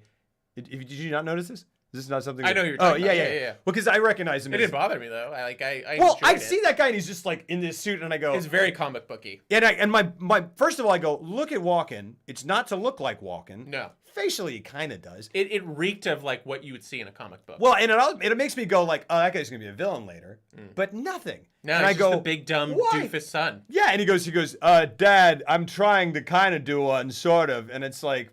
I've seen it. What is this? It's insane. So it was like it's like a comic book character trope almost. Is he Zangief? It makes sense. Oh, so maybe that's cool.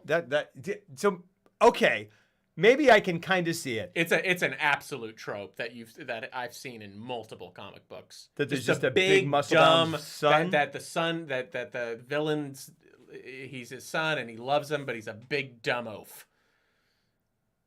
But he doesn't carry himself that way. He comes in every time with a briefcase going, Dad, we should go. I'm on it. There's nothing that goes like... No, he's dumb. Well, I mean... He looks dumb. There you go. But he doesn't play it dumb. I don't know, like... But that's what makes it more real. I would tell an actor that. I was like, he's dumb, but don't play him dumb. Yeah, because you're going to do that on your own, buddy. No, I'm sure he's an intelligent fellow. In 5 years, you're going to play Zangief in Street Fighter.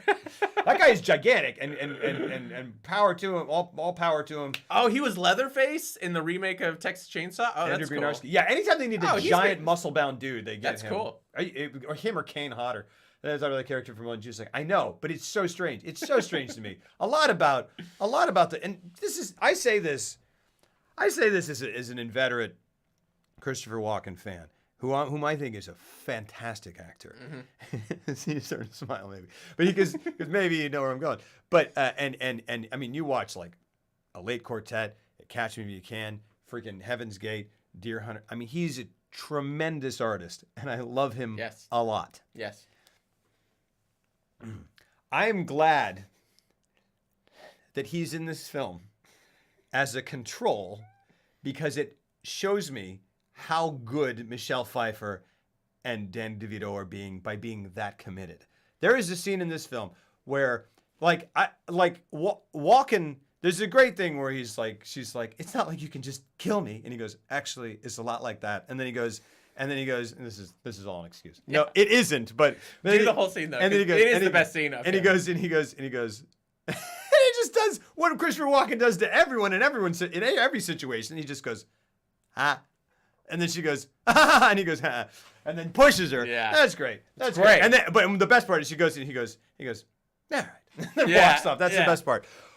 But then there is a scene in which the Penguin rises from the murky depths, points a gun umbrella or a knife umbrella, again, it makes sense in this movie, at Andrew Brigiernarsky and starts taking him hostage. Danny DeVito being 2 feet tall and Andrew Brigiernarsky being several men tall and several men wide. Umbrella. Yeah, gunbrella. Yeah. Umbrella. And he goes, you're coming with me. And Walken literally goes, no, not Ship. Don't take him, me. Take me. You want me. Max Schreck, think about it. You want me. And I go, Are you making a comment? You don't care about your son is the comment I'm getting. What we need to do another take because his son is being kidnapped and he goes, no, not Chip. Please don't. Well, you're saying that he's being false. Like he doesn't care? Yes. You're saying he didn't bring enough. Well, I'm saying as an actor of Christopher Walken's extreme stature and talent and caliber, I go, oh, this is him phoning it in or something because his son, whom the character cares about a lot, does he? Well, he has a line where he goes, all this is for Chip. Nothing must jeopardize this. I'm doing it all for Chip. Yeah, they don't layer on a lot of character development for him. Yeah, but that's what they're trying to set up. Presumably, presumably he cares about his son. There's nothing to tell us that he doesn't. Yeah. And there are things to tell us that he does. Yeah. And then at the point where this monster he's created takes his son hostage, he goes, don't take Chip, please, Max. You want Max Shrek? Think about it. And I go, maybe it's because he's trying to keep calm and cool. I can't see the Max Shrek character going crazy though, or showing weakness. So you think it's just him remaining calm? I think it's him trying to get the leg up in the crisis situation. So he's not concerned. I think he is concerned, but he's trying to navigate it. Okay. Where he's just like, hey. Yeah. You know. I mean, I think that's how the lines read. I don't get it from the performance, which is weird to say about Christopher Walken in any sense ever. But okay. It's also like that's not universal. It's a good performance, but I mean, it's a solid performance by Christopher Walken. But everybody else is doing so much interesting, crazy stuff. Yeah. And this is before Walken became Christopher Walken. It's more of like a straight man villain role, you know. Yes, but I just feel like, no, don't take my son, please. You got to take me, like something a little bit. Yeah, that would have been better. I'm not saying I'm acting out. I just needed to see it. Yeah. I see what you're saying. Yeah. I mean, multiple Academy Award winner Christopher Walken. You can watch this if you want. Here we go. No. I mean, he's tremendous, but I just in that moment I go, wait a second, because you take that and you put it up against anything that Danny DeVito is asked to do and is doing 3,000%. Yeah. And anything that and anything that Michelle Pfeiffer is doing, but then also specifically, there's a scene where the scene where they dance together.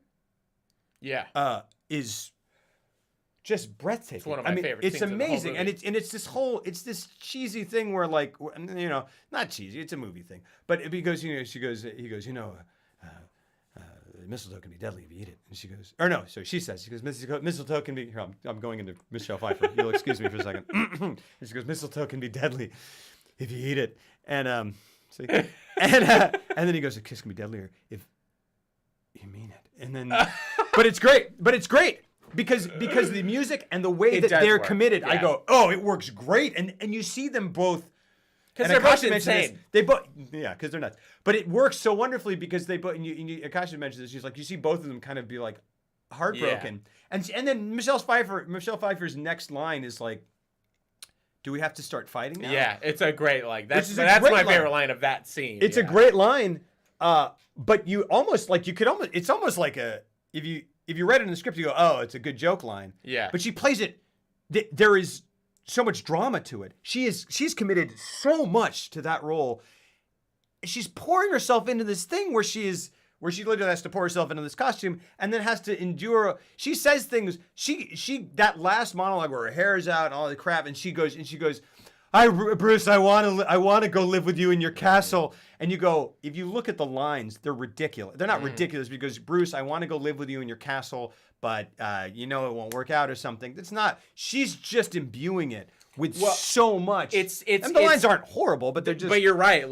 But it works in terms of. That's why it's so amazing to me. Like, the whole movie making process is amazing because, so much of what's in this movie on paper shouldn't, if I read it, I'd be like, that's so dumb. Yeah. And then that line, I want to live with you in your castle and blah, blah, blah, that would read very hokey. But in context of the acting, Elfman's phenomenal music and just the overall art direction and direction by Burton, it becomes this Greek tragedy thing where it's just this devastating, tragic performance of like Shakespearean proportions. Yeah. And it works on both a human, on a character level, but on a thematic level too. And like I was listening to it on the drive over here. Elfman's score, particularly at the end, someone had mentioned it earlier, how you feel sympathetic for DeVito's character, even though he's so gross and disgusting and evil. And it's true, because by the end, there's a music cue when he's walking towards Batman after the big explosion, which has maybe it's right before he keels over, and it's just this amazing piece of music that as you're watching, because it's when DeVito comes out of the water and then he does that slow walk towards Michael Keaton's Batman. He gets the umbrella out, but it's buttoned by one of the best jokes in the movie. So great. He's like, I chose the wrong umbrella. Well, okay, because he grabs it, and the thing is, like, you have to, because he just doesn't. I mean, it's a laugh out loud line. A testament to these actors, and it is laugh out loud because he does not play it as a joke. No, he plays it straight. He goes, he just goes. I chose the cute one. Yeah, he goes. I chose the cute one. It's exactly right. He pulls it out and just goes. Doc, but he like grunts it. He's like, Doc. Shows a cute one. I'll be with you momentarily. It's so fucking funny. So great. It's the best line in the movie. And it's great because it builds up with one of the best moments in the movie musically, and like and just you feel for his character, because his character's dying, and and then he takes it, and it's a great dark wonderful joke, and then he keels over and dies, and then these fucking penguins come out of nowhere and like kind of hover him like across into the water, because they're not grabbing him. Because Tim Burton goes, all right, we know that penguins don't have flippers. Yeah. Even humans in penguin suits, which these clearly are. And they just walk next to him, and he just starts sliding across the ground. It's like they're kind of doing that, and Burton's going, come on. I know. You're in for the rest of this. Right. Come on. And you go, yeah. Penguin pallbearers is great. It's so beyond absurd, and yet it works. It fucking works through sheer... just the talent, the A-level talent that everyone is bringing to this on all fronts. You just buy into it. It just works. And the I mean, talk about a vision with integrity in terms of I don't mean like moral integrity. I mean, holding itself together and being he has such unbridled and majestic confidence. And it's not even confidence, because confidence implies like there's this thing and I feel good about it. Mm-hmm. It's just he just goes, I'm just gonna make what I see, and it's this. Yeah. And everyone just goes, we're on board, and we're gonna make, and you tell us what it is you see, and we'll do it, or we'll make things and you tell us whether it fits. And he just goes, yes, no, yes, no, yes, no, yes, no, and this is one of the greatest examples of a successful singular vision on an artistic level at the time, the apex of Hollywood productions. Absolutely. And yet a singular artistic vision being produced by it. I mean, you could compare... It's actually really fascinating. Think about anything. Like, you can compare this to, like, The Wizard of Oz or Gone with the Wind. I mean, it is that level of artistry. I mean, it is incredible. And people... That's why Tim Burton became Tim Burton within a span of 2 films. Or, or 3 films. Because he did... It was Pee-wee, Big Adventure, and then Beetlejuice, and then Edward Scissorhands. I think Batman, then Edward. No, I think he was just coming off Edward's. Is Edward Scissorhands? Is it 88? Before, I think it's Edward. I thought Edward Scissorhands was 90. I thought it was Batman then Edward. Maybe not. Okay, maybe. So Batman is his 3rd. Scissorhands is 90. Yeah. Wow. And then so it goes this. Gosh, that's fucking crazy. I wish I had not been such a child. I mean, no, it was fine. I'm glad I was a child. But I mean, just like to be able to look. How do you just hit after hit after hit, but not even hit, just like cultural A-bombs, like just bam, and the landscape is never again the same. But no one can do it anymore. No one does it anymore. Not even him, unfortunately. I mean, it's like it goes, and Pee-wee's. I'll tell you. You want to know what I really think? Beetlejuice, Batman. Scissorhands, Batman Returns, unbelievable. It's unbelievable. It really is unbelievable. And I honestly feel that like what one of his major downfalls is CG was CGI. Absolutely, 100%. Like without question, because this is all practical. Yeah, and it's models. There's a couple of CG shots of like penguins, I think, in the wide shots. Yeah. But it's almost all practical, and what makes his movies and why people appreciate his early '90s, '80s movies is the fact that everything you're seeing on screen is real. Yeah. And yet he's literally from the ground up making these worlds. And then once CG was introduced and it just was an easier option, it loses so much of its luster and so much of its appeal because it's not there in the room with you when you're watching it. Yeah, because it's like, what would you rather look at a snow globe or a CG reproduction of a snow globe? I don't really have a good second part of that analysis, but it's like look at this. If you like it or you don't, and you remember it. This was like the last. They made this shot. Is that a puppet? They made this shot at the end of the movie. They didn't have this. This is the final shot of the film, and 2 weeks before they go wide in 2,600 theaters, which is by far the biggest release of all time up to that point. They were like, audiences are digging this, but they're not understanding that she's still alive. So we want to like really solidify that. So Burton just wrote this frames. He sketched it out. He was like, I want something that ends with this image. And they had 9 days to complete it. And in 9 days, it's like an opulent shot because it starts on the ground floor, and then it watches his limo drive off. It goes up, all the way to the top to this. Then the Batman cycle flicks on, and then she appears in the foreground. And the production designer was like, I never have really loved this shot. I'm proud of it because we accomplished it in 9 days, and it's very complicated. But at the same time, I hate it because there's no motivation for why she is here. Like she shouldn't be there because the shot is they've gone from street level up to this frame right here, and so there's clearly no ground for her to be standing on when she reveals. So she's standing in thin air. But who cares? Exactly. Who cares? He hates it, but it works. And that is about as beautiful a summation of the Tim Burton Batmans that I can. You go. Oh, but like, and you go, shut up. Not shut up. But like, it's because look at it. Look at it, and it's a storybook. It's a pop-up storybook. One of the greatest things I learned, because when you're like, I know when I'm screenwriting and stuff. This is the last shot of the movie.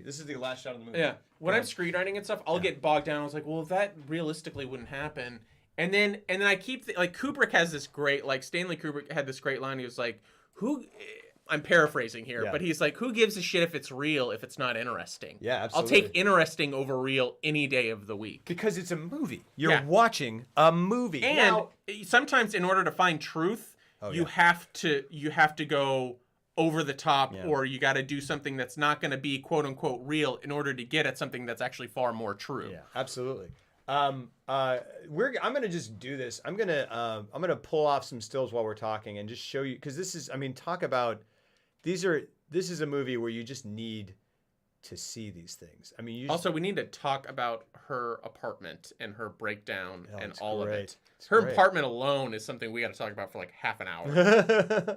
Because there's no reason for her to have neon signs in her bedroom that say hello there. It's only there so she can break two, and so it can say hell here. That's it. That's great. But it still works. Absolutely. And I love the shot when she's zombified after she got pushed out the window, and she's like she's about to tear up her leather jacket and make the Catwoman suit, and she's just going around destroying her apartment. And at one point she's got a dollhouse and a can of spray paint. And it's just great. And it starts on her just all she's doing is taking black spray paint and just making one of the rooms black. And she's just going, and that's it. It's fantastic, and it does the great Beetlejuice effect where it starts on this bed and you see the spray paint and then it backs out and you go into dollhouse. It's great. It's great. The Beetlejuice model thing. It's fantastic. You never angrily blacken a room. Mick Jagger painted a door, or he wanted to. The scene with Batman, and she's like, "I'll take you one better, Mickey. I'll paint a whole room. It's gonna be a small one. but it's an entire room. The scene with Batman and the Batmobile where he's outside of the Hall of Records, the Penguin inside. Yeah, where he drives by and sees him. Oh my gosh, it's just beautiful. Seeing Selena totally freak out in her apartment and become Catwoman always terrified me because it's horrifying. Absolutely. And she takes stuffed animals and starts stabbing them in the sink. Yeah, like the monkey and stuff. Yeah, and you go, all right. Well, it's just so funny because this is her version of freaking out because she was so uptight up till that point. Yeah. And it's very funny. It's incredibly funny. It's great, and that's the thing. Oh man, it's just so freaking great. Hold on, I'm gonna do a little thing here. Let's add a window capture. Let's see if we can do this. Hold on. All of us grown women definitely have stuffed animals. I mean, hey, some do. Man, I have stuffed animals. I've got a couple. Yeah, do I have stuffed animals? I think I do. My dog does. Yeah. I love how dingy the Penguin's clothes are. Yeah. I love that gosh, talk about a no vanity role. Like there's a point where he turns and up his butt crack. You're just kind of like, all right. He is an egg. I mean, he's Humpty Dumpty for sure. And it looks like Later, I'm Sarah fan. It looks like a poop stain. I'll say. Yeah, and now I'm going to sew. She's like, I'm so angry. Yeah. I create. Have a great one, MM7. Lots of love. And now I'm going to sew.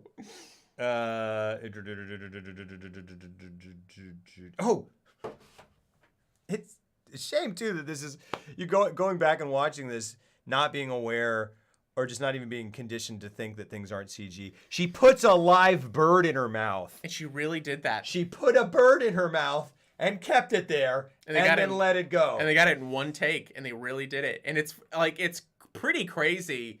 It's very crazy. Because it's really well done. Yes. And in the sense that that bird came out perfectly out of her mouth when she opened her mouth. It looks like CG almost. It does. It made me go, what? Oh, okay. But she said she did it, she was like, it's weird that I was just so into it that I didn't even think about because apparently the possible downside of disease or whatever. Yeah, and I read a thing where she said that or something, so that she insisted on it because she thought the other birds looked fake, or like the puppet birds or whatever they're going to use.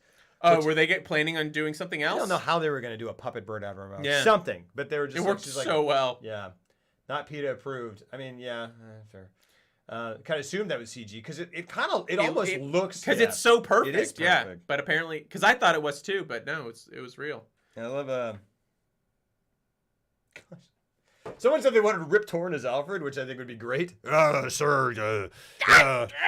She goes, can you slightly drunk? Can you tell him? Can you just improvise a sonnet or a dirty limerick or something? One has just sprung to mind. That line from Alfred. He goes, one has just sprung to mind. And I go, oh, that's hilarious. Wait, you thought of a dirty limerick just looking at her and you just said it? You just said that you thought that? Did they address how Alfred I think they did. He throws a jab at him because Alfred at the end of Batman '89 lets Vicky Vale into the Batcave, which is a big no-no. Yeah. He shouldn't have done that. And that does seem kind of like a nod to people who are like, what? Oh, come on, Vic. Come on in, Vic. Yeah. Hey, have a seat. Come on. Yeah. Freaking there are a couple of times where I love the part where he's driving and it's this the old Wile E. Coyote. There's the walls are too narrow. Yeah. And he goes he's driving and he's like dun, dun, dun, dun, dun, dun, and he goes, oh, now I'm a little worried. This is great. And I go, it's great, Keaton. Is it Batman? I don't know, but it was great, Keaton. Alfred the Point was basically, child, please, so I can get to my quarters. Basil! Alfred. Basil! I want John Cheese, the bumbling, klutzy, elemental version of Alfred. Sure. You want Basil Fawlty? That would be Alfred. Fantastic. Yeah. Just a super stressed out Alfred.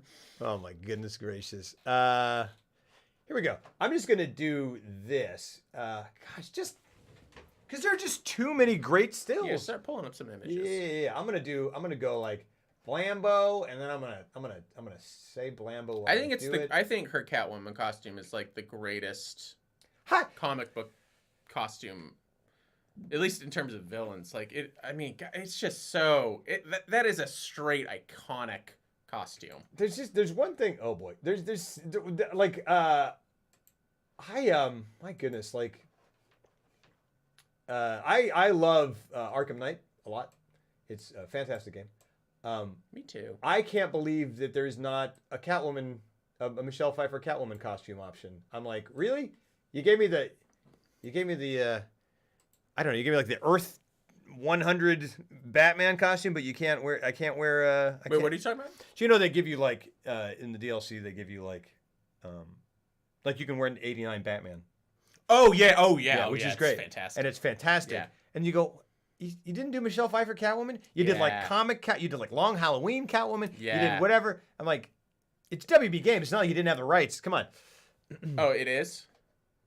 But it's WB. There has to be a reason why they didn't include it, a legal reason. But they did everything else. They got they got '89 Batman. They got the Batmobile. The Batmobile. Yeah, that's they got weird. everything. They got. I always played it as the Batman Beyond version because that suit. It's crazy. It's fucking. The Arkham Knight version is really cool. The Arkham Knight version of the Batman Beyond one is so cool. This is one of my favorite images. I mean, it's truncated here, but I love it so dang much. Hold on. I love this so much. Cool. That is amazing. Yeah. Gosh, it's so great. And it's my shirt. It's my shirt. I just go like one at a time here. These are freaking fantastic. There she is looking out her window. Also, I loved just the lighting on Michael Keaton's / Batman's face anytime they cut to him inside the Batmobile. Yeah. Like the lighting. It was gorgeous. In the Batboat, like I paused it a couple times. Yeah. And I was like, there are some things like here. Look, can we pull up one of those shots? Because this is terrifying. Yeah. Oh, it's great. So real quick here. Yeah, we'll do that. But real quick, there are some moments in this movie and in Batman, the original, where Batman, like, something's happening and his reaction is to stare dumbly at it. Mm-hmm. Like, she's like, something, she's like, yeah, and he's just kind of like, and she's like, oh, something else sexual, and he's like, and then she gets to, and then like, there's that, the great repeated line, mistletoe can be deadly if you eat it, kiss can be deadlier if you mean it. She's sitting on top of him, but he didn't. The thing is, that's a nice pairing of lines. He didn't know the second one was coming, so she climbs on top of him. He's like about to. She's like, "Hey, we're being sexy," and he goes, "Did you know mistletoe will kill you if you eat it?" I'm like, "Are you nervous, Batman? What's going on? What kind of line was that?" Millionaire playboy Bruce Wayne. He goes, "Did you know? Did you know the mistletoe inflactus is poisonous if you eat it?" And then she saves the day. Yeah. She goes, okay. But you go, what? It's just great. But the thing, I got a boner. Speaking of, she comes up to him and she's dancing. And he goes, sorry, I bailed on you. And she goes, no, it's fine. I had to feed my cats. My Michelle Pfeiffer is getting worse. And he goes, so no hard feelings then. And she pulls him, she gets closer to him and presses up against him. And she goes, well, semi-hard, I'd say. And I go, this movie is rated R. You cannot have Michelle Pfeiffer say that. That is the craziest. All of it. It's chock full from beginning to end. Like beginning to end, it's just that over and over. Like I was shocked at. I'm forgetting a lot of them, but there were so many that I was like, that is so on the nose, and yet they're just they got away with it. Yeah. But that is the. I'm sorry, that's the crazy, hottest, insane thing I've ever heard. She just goes like, well, you've kind of got an erection. Yeah. To Batman. Oh, it's just great. Oh my God. Yeah. Goodness gracious. Hold on. Let me see if I can find a couple of the other. Oh, yeah. There are just incidental mentions of sex where the Penguin is crowing about how he's like, it was going to be just the first. This is a great Danny DeVito as well, as you can tell. He's like, it was just going to be the firstborn sons, but now I don't care. Batman made me mad. Now it's first, second, and third, and daughters. And he says, the sexes are equal with their erogenous zones blown sky high. And I go, what? Yeah. What? You're just kidnapping them. And what? You're going to blow their erogenous zones into the sky with some sort of explosion. That's what I'm saying. Like, this movie chose sexual politics as its main theme. Yeah. Like, its core theme of the whole movie. I mean, you can I very much view it as sort of an examination of PTSD and sexual abuse. I mean, like that. You can, she's because abused by every man. She's so broken at the end. Yeah. It's a tragic result. Absolutely. Like, if you really look at it on a metaphorical level, like that's what makes her performance at the end so heartbreaking, because she's like, I want to have the perfect life. Yeah. But because of what I've gone through, I will never be that person. None of it nor do doing. She's like, I don't even wish to have that anymore. It's like my past self would, like, my logical brain is telling me that, but that's not who I am anymore, and I can't be that, and I don't want it, and just the thought of it makes me angry. Yeah. And like, which is what happens with a lot of people who survive shit like that. It's like you just become angry at the entire idea of it. I mean, yeah, and she just takes so much abuse in general from Shrek, and like the whole like, gosh, that boardroom scene where she's like, I have a question, or I have an idea, and he goes. And he like, gosh, he's like, Miss Kyle, hasn't been housebroken yet. Yeah. And you go, oh, and they go, ha ha ha ha, and you go, gosh. Kelsey was walking by, and she was in the hallway, and she goes, Dick. Yeah. And you're like, oh, are those your stuffed animals, Kelsey? Oh, is that a? And she smashes the neon sign, and you go, now it just says Boo-ite. It said Bud Light before. Now it just says that doesn't. Yeah, no, it's good. What a gosh darn it. Yeah, well, and she's just so much like kind of just boardroom sexism and chauvinism at the hands of Shrek. Then he literally kills her. Right. And then she really she's put upon for her entire life, and then it just gets worse. She has sort of like this awakening, and then also, I just love how they handled her fall, because so great. That scene's amazing. It's so amazing. That's got to be the greatest fall of all time, really. Yeah, and like the way they filmed it, it also provides justification to where you're like, it's like, oh, that fall would kill anyone, but they like, because she fell through like multiple what do you call those overhang things? Yeah. You're like, oh, it probably softened the blow, and then she landed in snow, and so it becomes just this ambiguous, like, well, did she die? Did these cats really bring her back to life, or did she just take a real fall? She cracked open, and then she woke up, and like, you know what I mean? Yeah, but I just loved how they handled that, and I love the way it's Onyx, shot. I really, Onyx. I wish we could show it. But go watch it. Go watch Selena Kyle fall scene. It's great because it's that whole thing. It's great, so cool. And it's so greatly, wonderfully paced, because the moment right before that is so locked off and kind of quiet. Yeah, because she's like, "You can't just kill me," and he goes, "Actually, boom!" And then it goes, and it's then shocking. not Hans Gruber follows her, but kind of is on her, like, and she's going, ah, and then just smash cut to slam, and it's just and it cuts this thrilling, amazing wide shot. Can we pull up the wide shot? Yeah. Because it's so beautifully lit. It's like it's a beautifully lit frame. It's amazing. She was licked back to life by 30 cats. It was weird. You're right, but it was great. It was. I mean, like, I go, sure, that's how she became Catwoman. Can you do Batman Returns Catwoman fall? Yeah, that's it. Look at that. That's so stunning looking. Oh, and the light on her, the soft light on her face. Yeah, and that's not even the gosh, because it's so. Look at that. Can you? There might even be a better frame of that. There is, because there's a wider. It's completely centered up, and it really is. I mean, it's so. Yeah, hold on.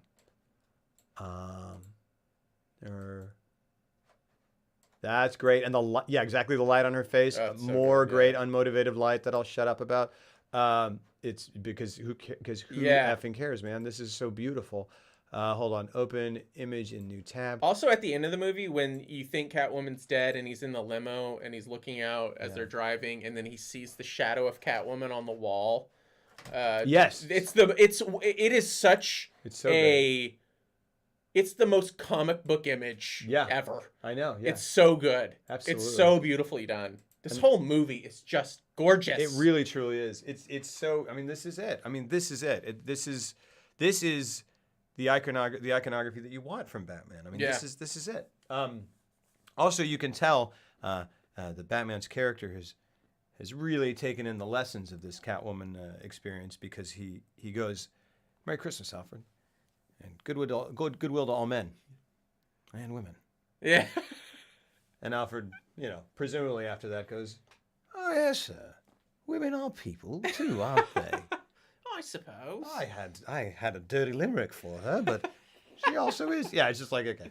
No, it's great. Now let's get you home and get you fed. Is Batman Returns a Christmas movie? Oh, no. See you later. Well, let's talk about that. How much cat food was on her? Oh yeah, they did that. No, yeah, they put cat. Yeah. Is Batman Returns a Christmas movie? Let's do it. Let's wait. Let me really quickly. Are you googling it? So no, this isn't a Google. This is this is your own opinion. I know. Let me see if there's anything. I don't even think the effects look that dated. I really don't. I think because they're so stylized. It is like I don't think there's one shot in here that I don't buy. Like this scene it just was works great. within the world.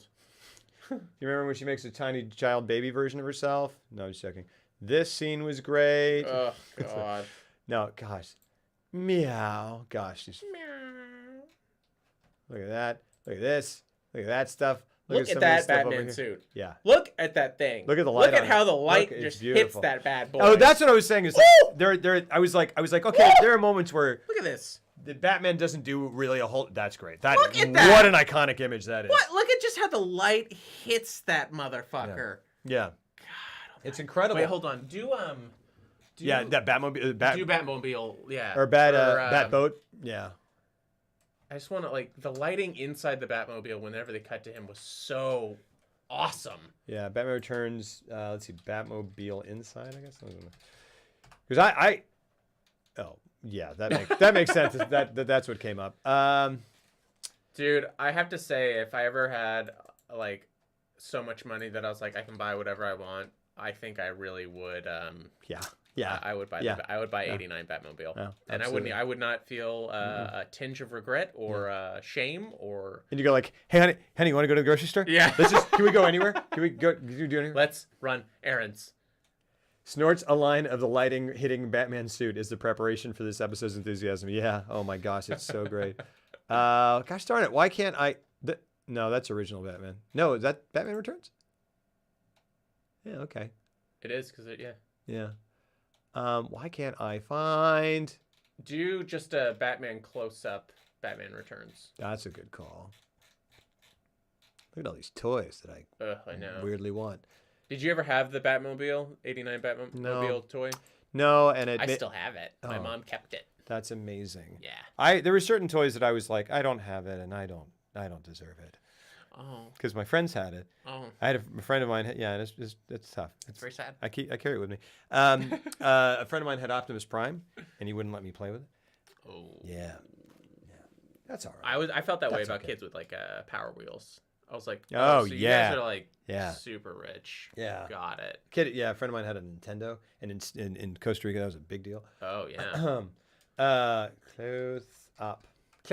Okay, all right. Close up. That's not it at all. What are you talking about? Yeah, that's a good close-up. Look at that. What a great shot. I love that part of the movie where they become wax. Did we talk about how they didn't use the Penguin action figure? Right, yeah. They thought it was too gross. A little bit. See, there's that highlight. There's that that's from Batman. Freaking Betty Davis. Oh, that's true. But it still looks. That's a good point. That is it's definitely great. from Batman. I love this so much. Oh yeah, that is so amazing. It's so badass. Gosh, this is so crazy. We all had that cool friend named Kyle who had everything, but you couldn't come over to their house to play with because they were busy with their dirt bike riding. Oh yeah, dude. Kyle. Ugh, gross. Yeah. Oh wait, thank you for the follow. I can't see it. I can't. What do we do? Hold on. Thank you for the follow. Fatal Sparrow and a motorcycle. Remember this when she became Chucky? Okay, we're digressing here. All right. Yeah. Wow, that's pretty good. Hey, you want to buy some $150 toys? I want that back. I want that back, Cal. I want that real life back, Cal. Gosh, look at this. Gosh, that's great. I have almost bought the Sideshow collectible 89 Batman multiple times, and every time I'm like, "What are you doing? You can't spend that much money on a fucking action figure." Remember when he disguised himself as Katie Holmes? It was really cool. Why are we showing? Yeah. Remember? Whoa, what's wrong with that? Oh, that's a drawing. Oh, sorry, sir. Sorry, person who drew that. That's it right there, but it's just not a good image. Oh, that is it. That's definitely it. Look at that. Look at that. It doesn't do it justice. No, it doesn't. I also because this is the original. Like the ones in Return are like particularly beautiful looking. Yeah. Anyways, we have safe search on. I think we do. Yeah, and it's funny the eye black because there's the moment where he like rips his cowl off, and it's funny because like I went back to rewind it. I rewound it for some reason, maybe like to hear a line or something, and you notice like he goes, Selena, we're the same, you and I, split down the center. And it cuts to her, and she's like, and then it cuts back to him, and right before he pulls it off, he doesn't have the eye black on because like he'd be like. It wouldn't work. He'd go like, eyes, and she'd go, what? And he goes, it does, because otherwise I have to. Like, look, I have to kind of. It's about 20 minutes before I actually go out and fight crime. Like it's a process. It doesn't, to fill in. You get it. I gotta look nice. Do they do that in the Nolan Batmans? They do. Yeah. He's got eye black on there. You just kind of have to, or else you look. It doesn't. I think aesthetically, it just doesn't work. Man, someone shared Man vs. Game. You guys know him. There's a guy on Twitter. He shared an image of a cosplayer that had like white eyes. And I know you like were all about that. I was to a uncomfortable degree. Huh? He really loved it. Can we pull it up? I did. I don't know. Shut up about it. Yeah, let's find that. Let's find that. But it was great though. Don't you think it's fantastic? Don't you love it? I'll take your silence as cool. It's very cool. Yeah, that's the enthusiastic. I'll just take that and translate it as I like. Can we get to the part where you defend your arbitrary definition of Christmas movie? I'm so excited for it. All right, so do you think this is a Christmas movie? So let's talk about this. So we need to talk about kind of what makes, because here's the thing. I watch this every year at Christmas. Sure. So and that's one argument. So that's one argument. Yeah. It doesn't feel like a Christmas movie to me because it's so dark. Yeah. It takes place at Christmas. I love the wintry atmosphere, but it doesn't feel like a Christmas movie the way Home Alone feels like a Christmas movie. And I think, I don't think it's necessary to the plot. Yes. Or it affects it in any way. Like even Gremlins, I felt like the Christmas atmosphere was essential to the plot. Absolutely. Well, and also to the juxtaposition that is of it. Yeah. Because, and we kind of talked about it. Like we'll do this at the outset every time of this conversation because now we're on Gremlins. Sorry, that's my Twitter feed for some reason. Give me a second here. Because we should define terms, and I think that a Christmas movie is a movie that either reflects, that is either intrinsically tied at its heart to Christmas itself, and sort of all the things or at least some of the things that go along with that season, or to the ideals that are kind of born out and associated with Christmas, right? And all those things kind of culminate with what you would call the Christmas feeling. Yeah. I mean, there's a very specific feeling, I think, where you get when you watch something and you're like, that's a Christmas movie. Yeah, absolutely. And I think Gremlins is an unusual alt version of a Christmas movie. Yeah. And it kind of, to me, it squeaks by, or to me, it not even squeaks by. It works in sort of a come in through the back sort of way. Sorry. Because it at its heart, the juxtaposition and the juxtaposition of the wholesomeness of the town and the horror comedy aspect of it, the horrific things that are happening in that movie are not quite as polar or as antipodal if it is not Christmas, not Christmas, because it highlights it. It also, I mean, Christmas. There are a couple of reasons there are a couple of like kind of plot reasons or sort of or things you can point to that you go like, well, so Christmas is. I mean, there's that opening shot that literally is what I think about when you think of Christmas carols of Gremlins, where it's like Christmas, the snow's coming down. Kind of talked about that. Anyway, there are different things. He gets it as a Christmas present. Could be a birthday present, but it's whatever. Mrs. Deagle is a Mr. Scrooge as an Ebenezer Scrooge analog. The whole thing is kind of a take on It's a Wonderful Life in a small sort of surface way. They show it. All these reasons, but at the heart of it, if you take Christmas out of it, is it the same movie? It is basically the question to me. If you take Christmas out of it, is it the same movie? And to me, Gremlins is not the same movie. No, because it needs it in order to make the extremism of the gremlin aspect work as well as it does. They chose the most like picturesque, innocent time of year for most suburban neighborhoods and whatnot. They turn it on its head. And they flipped it. So it's essential. Exactly. Sorry. Sorry. Well, I was just like, Christmas in Batman Returns is, King Cobalt already said it, like it's there. Yeah. But it's also just winter, and like aside from a shot of like the Christmas tree and a few other things, and like the big Christmas present that they jump out of, it's almost relegated. It's not addressed. I don't think there are no themes that deal with like family or even being lonely at Christmas or anything like that. It's all. I mean, it's all about sexual politics and identity and stuff Batman like and Catwoman and a lot of villains and politics and like him running for mayor. It's just there. There are things that are somewhat heightened. It adds an atmosphere. You go, it's Christmas, it's cool. But it's not like, I feel like it's the winter. I love. And I can't tell you this enough. It is a major factor of why I love this movie as much as I do on a visual level. Is the winter. Batman in winter to me like is such a perfect combination. In Arkham Knight, Arkham City. Yeah, that's why I love Arkham City so much because it's all.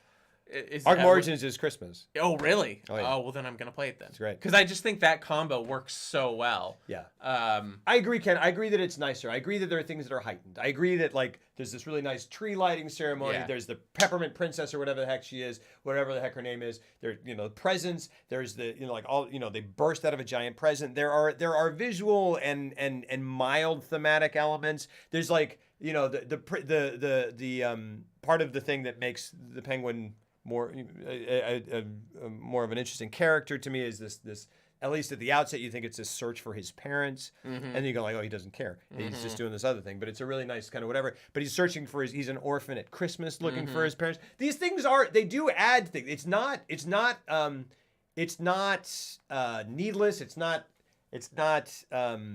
doesn't not add anything, but you can take Christmas out of it, even though there's like goodwill all men and women. There are these things here, but you can take it out and it's the same movie because it gets away from it so much. There's like it's just a Batman movie. Yeah, it really. I don't know. Dark Knight Rises in winter. Yes, that's true. Yeah, I'd love to see like some sort of one-off Siberian wasteland kind of Batman thing. Goodness gracious, it's amazing. Snow Attack Batman or whatever is the only one of those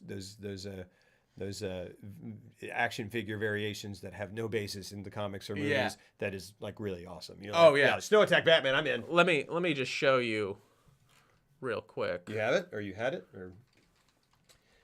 And I think we're on exactly the same page. I love that it's Christmas. It heightens things. It sort of accentuates things. But here's my favorite. I know exactly what you're talking about, and show everybody these because when you're talking about snow specific, that's what you want right there.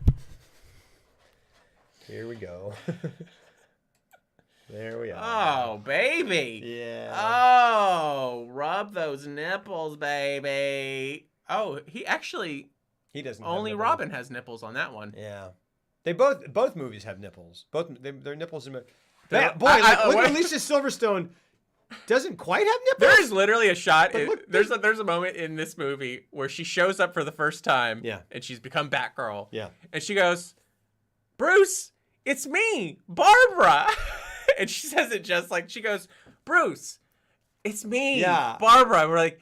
Yeah, we know because there's nothing covering your face but like 5 inches of plastic. Yeah, because you went to a 9-year-old's birthday party and took one of the party favors and put it over your face. You know what I like is when they're like, all right, now you guys turn sides real quick.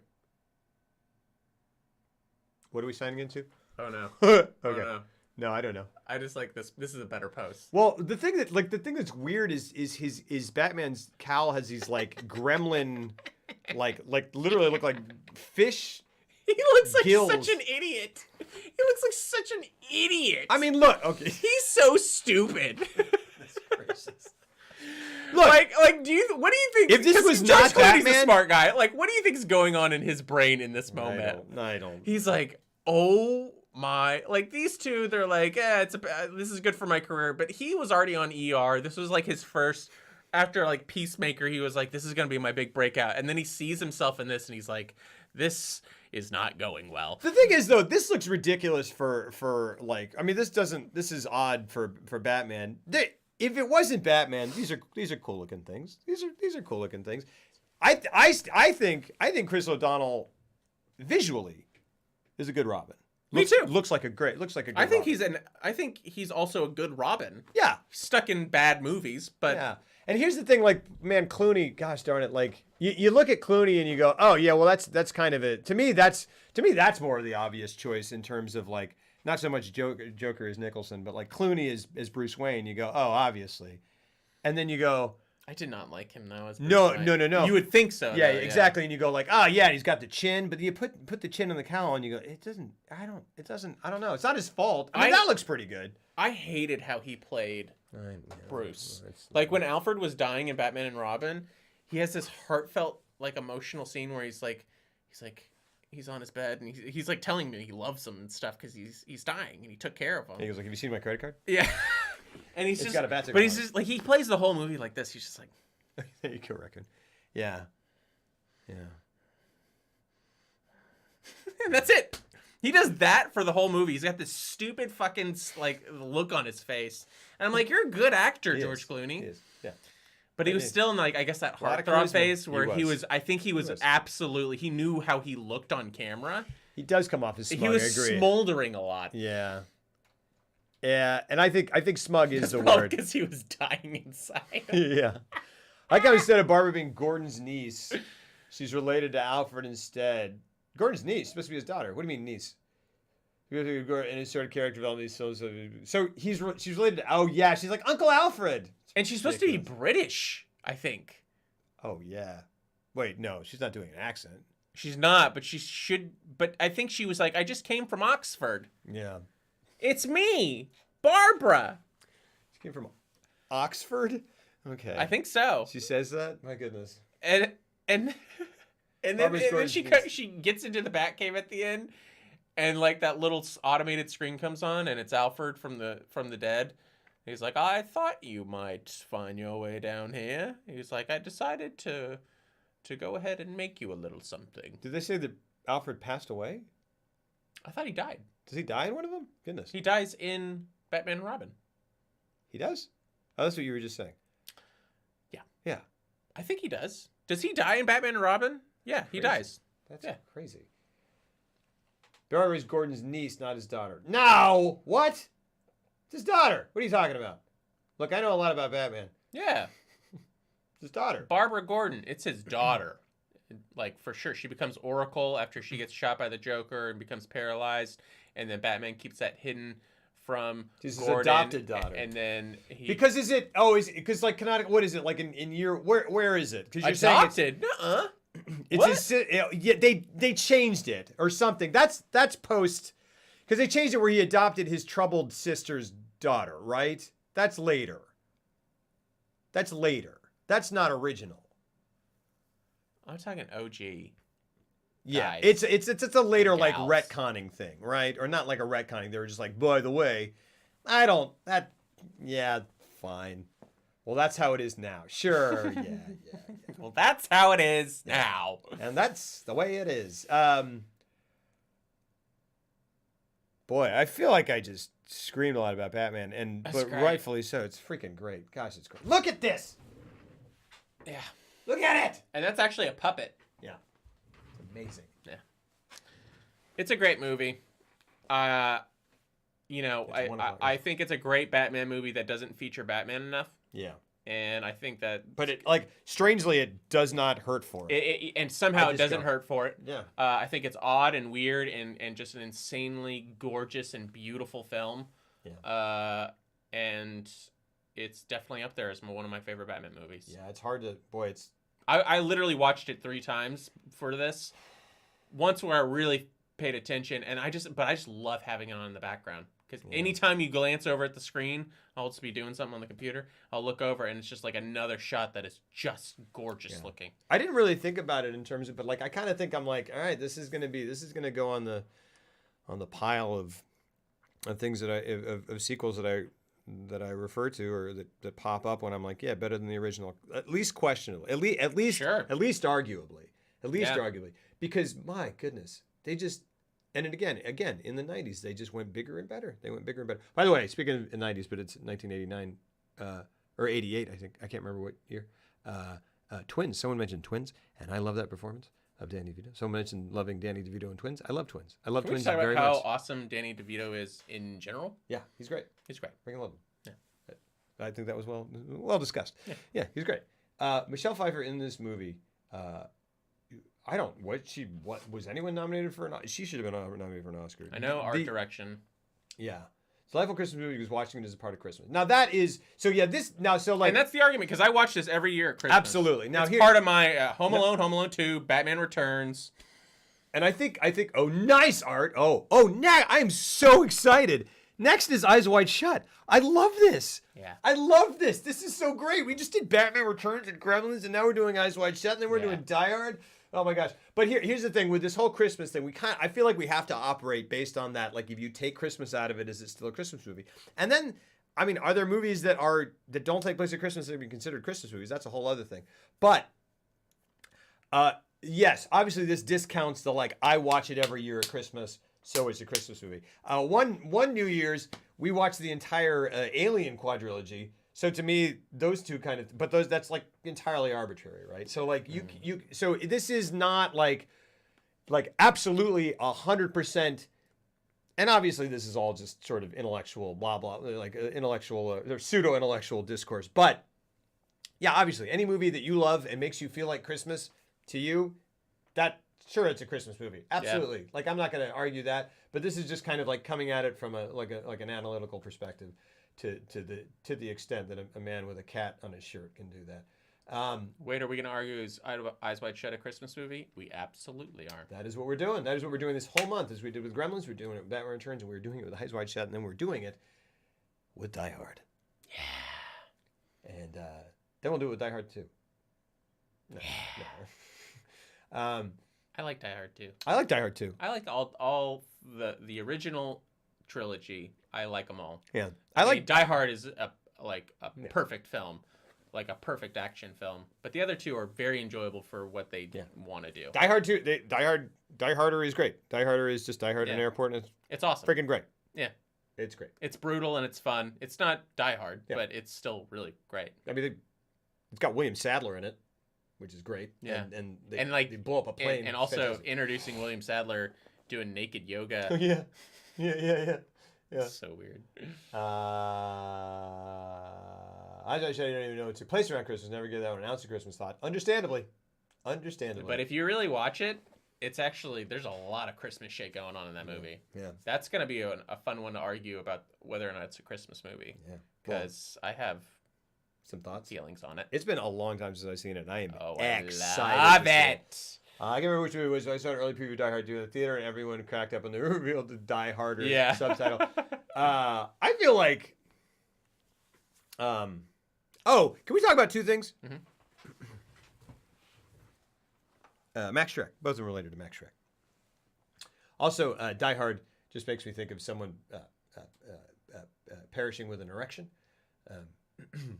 And then Die Harder, and then Die Hard with a vengeance. Just sounds like a raging boner. Oh, yeah. Cool. That's not what I wanted to talk about. It was initially. Sorry. Two things related to Max Schreck. First of all, and Tango, I think we've talked about this a little bit. Why on earth is that character named Max Schreck? Why is he named after the actual real live actor who played Nosferatu? Why? It's another misdirection thing where I go, oh, Max Schreck. Oh, that makes sense. It's a cute little nod if he's going to turn into a vampire, or if he's going to. But no, he's just named after this actual actor. They talked about it. I think Burton was just like, I really like he was like, I like the clippiness of the name. It's got a Max Schreck. He just liked it. He liked. Sure. He just liked how it sounded. It really came down to that. And he thought it, because they were going for this J.P. Morgan and then this fascist style overall. Yeah. And he was just like, Max Schreck, that works. It goes to the German expressionism. German propaganda expressionism. Kind of he was just like, Max Schreck, yeah, that works. But that's weird because he's a real human being who lived and then just named after him. It's strange to me. I mean, it's odd because I've written many scripts where I'm just like, Matt Damon, is a character. Yeah, absolutely. I know. And that's your thing. I get it. That's my thing. Yeah, I know. I have a lot of Matt Damon characters. But yeah. And I go, does his sister also have to be Matt Damon? Yes. You know, that is my thing. We whole talked point. about it, director's vision. It's the whole point. The thing is, like, it's distracting because to me and I think to a lot of people the primary association is Nosferatu, and we're like, oh, Batman, Nosferatu, interesting. Will he become a vampire? No. Will his giant muscle-bound son become a vampire? No. Will any of that come to? No. Will he care when his son is? No one knows that. Only like people like us know that. Yeah, you heard it here first. Yeah, plebs. No, sorry. But like for real, like I bet people who are into he did. He was probably like, he's like, oh yeah, the vampire thing and Batman, like that's a nice little nod. And then no one's gonna know who the fucking actor from Nosferatu is that though, but it'll be a nice little inside joke for us. But and now that you know, you can feel high and mighty because you can criticize it from on high of your big fucking goddamn ivory tower, and with Catwoman floating there. Yeah. Well, the reason I know is Shadow the Vampire came out and they publicized it. Oh, you like to watch a lot of indie films? Yes, never seen it. I do enjoy my share of films with subtitles. I don't think that one had. Did you ever see that? It's really. No, I didn't. It's a good movie. I do want to see it. Oh, I was just talking about in terms of just foreign films, or it's pretentious to like foreign films. So I'm trying to make clear that I know that Shadow the Vampire didn't have subtitles. I'm just trying to make that clear. Yeah, we're just gonna smug ourselves to death, aren't we? us and Clooney. The other thing is, how Wolfred, how precisely and exactly did Max Schreck meet his end? How did she kill him? Wait, what? How did she kill Max Schreck? Oh my God! Why have we not talked about this yet? Because it's so bizarre. It's because I go. It's such a weird. Because she gets the taser from that, like. Because that's the other thing. So harkening back to the Red Triangle Gang, like, and all their themed attacks, and then the second time they attack, they just have guns. Yeah. They go, screw this. That didn't work stuff. well. Yeah.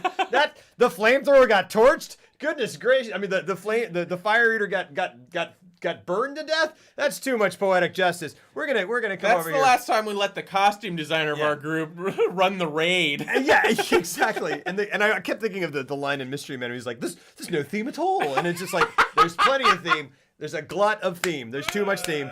But then a dude who's like dressed like a Pagliacci clown, or I don't know, grabs Selena Kyle and goes, I'm a clown. Guess what I got? Yeah.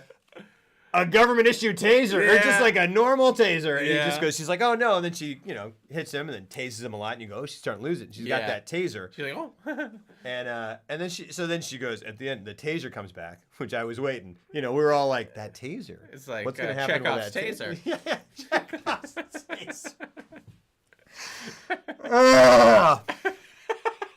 Yes. No, I don't want to high five. Yes, it's too easy. That's great. And then she goes, Max Schreck, crazy, right? Like, he shoots her like 5-6 times because she's like, I've got 9 lives, and you're like, yeah, this works. I don't care. 4 or 5. It's crazy.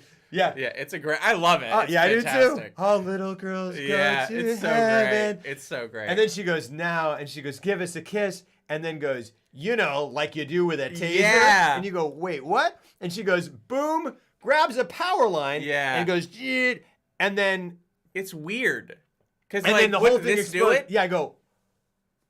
So, and I go, is that just? She I should have rewound and gone back because it looked like they both mouthed it. They were like, yeah. She goes, and they both and Walken even kind of opened. He's like, oh, is this what we're doing? All right, cool. Yeah, I saw a still where he's just like he's acting like he's getting kissed, which is it's so weird. It is. I mean, because. It's weird. I'm like, if you put because is it the saliva conducts it? Is that what? If you put a taser between, there was no point to have the taser because you don't want to put a taser in your mouth. So, but she already had she's holding on to the. She's just making doubly sure. I don't know. Like, she just does that and touches him and then electrocutes She him. needed, like, a taser pilot light for the electricity somehow. A taser's kiss. Yeah. She just could have dumped some water and then stepped in the, and then, you know, like...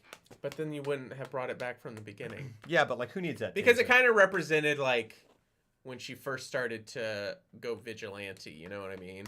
Yeah, loosely. Yeah, but honestly, I didn't need it. Yeah, I don't need it. It's like I don't care about the relationship between her and that guy, that clown guy she beat up. I don't care about the taser. That's fine, but I just kind of go, huh? Like it's just convoluted, but it's fine. It was convoluted. A taser is deadly if you eat it. Yeah, that's great. And also, but that scene where they introduced that guy and she's holding her hostage, and then he shoots his batarang or whatever, and he goes, you missed me, blah blah blah, and then he just pulls the wall out from behind her. Oh, that's great. And it knocks her out, knocks him out. It's so good. It's awesome. It's ridiculous. It's awesome. And then he throws the batarang, and then we get a little GoPro of the batarang going. Oh and it just but not like a batarang. It just flies up and goes boop. Yeah. Bop. Boop, and they go, ugh, I'm getting bullied by that batarang. And then that poodle gets it, Yeah. That's Ayn Rand with Ghost. Wait, what's Ayn Rand with Ghost? Wait, what is? What are you guys talking about? A taser is deadly if you eat it. Taser's kiss. The Randian influence of Ghostbusters. Right. No, I love the idea of something being highbrow about like Paul Blart, Mall Cop, or Hot Tub Time Machine. Ah, yes, the play early unearthed the human diaspora, the third act of Blart. The chasing was moi, émouvant. Really great. Yeah. I always wanted to. I have a long list of odd ambitions. One of them was to write and record a concept album, timed in the same manner that Dark Side of the Moon syncs up with the Wizard of Oz, but I wanted to sync it to like Weekend at Bernie's 2 or something. Yeah. Just to be like, I did this, and then you get it, and you go, it works, and you go like, someone put a lot of time into or just like this. or like season 6 of Wings. You know, it's just like it's a 10-hour album. 52 episodes worth of Wings. Oh, that's perfect. This is why, my friend. This is why.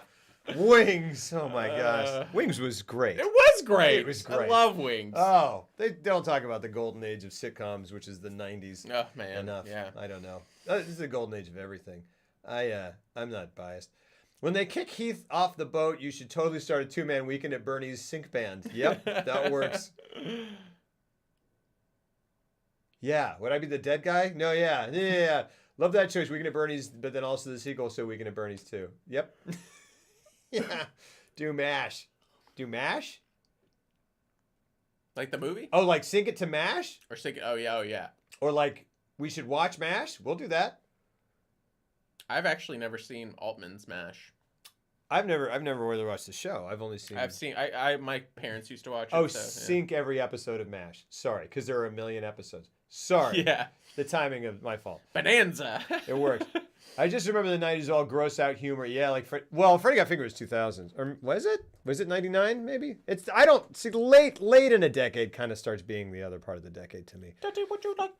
But definitely gross out humor like Ren and Stimpy and Little Monsters and just all sorts of stuff.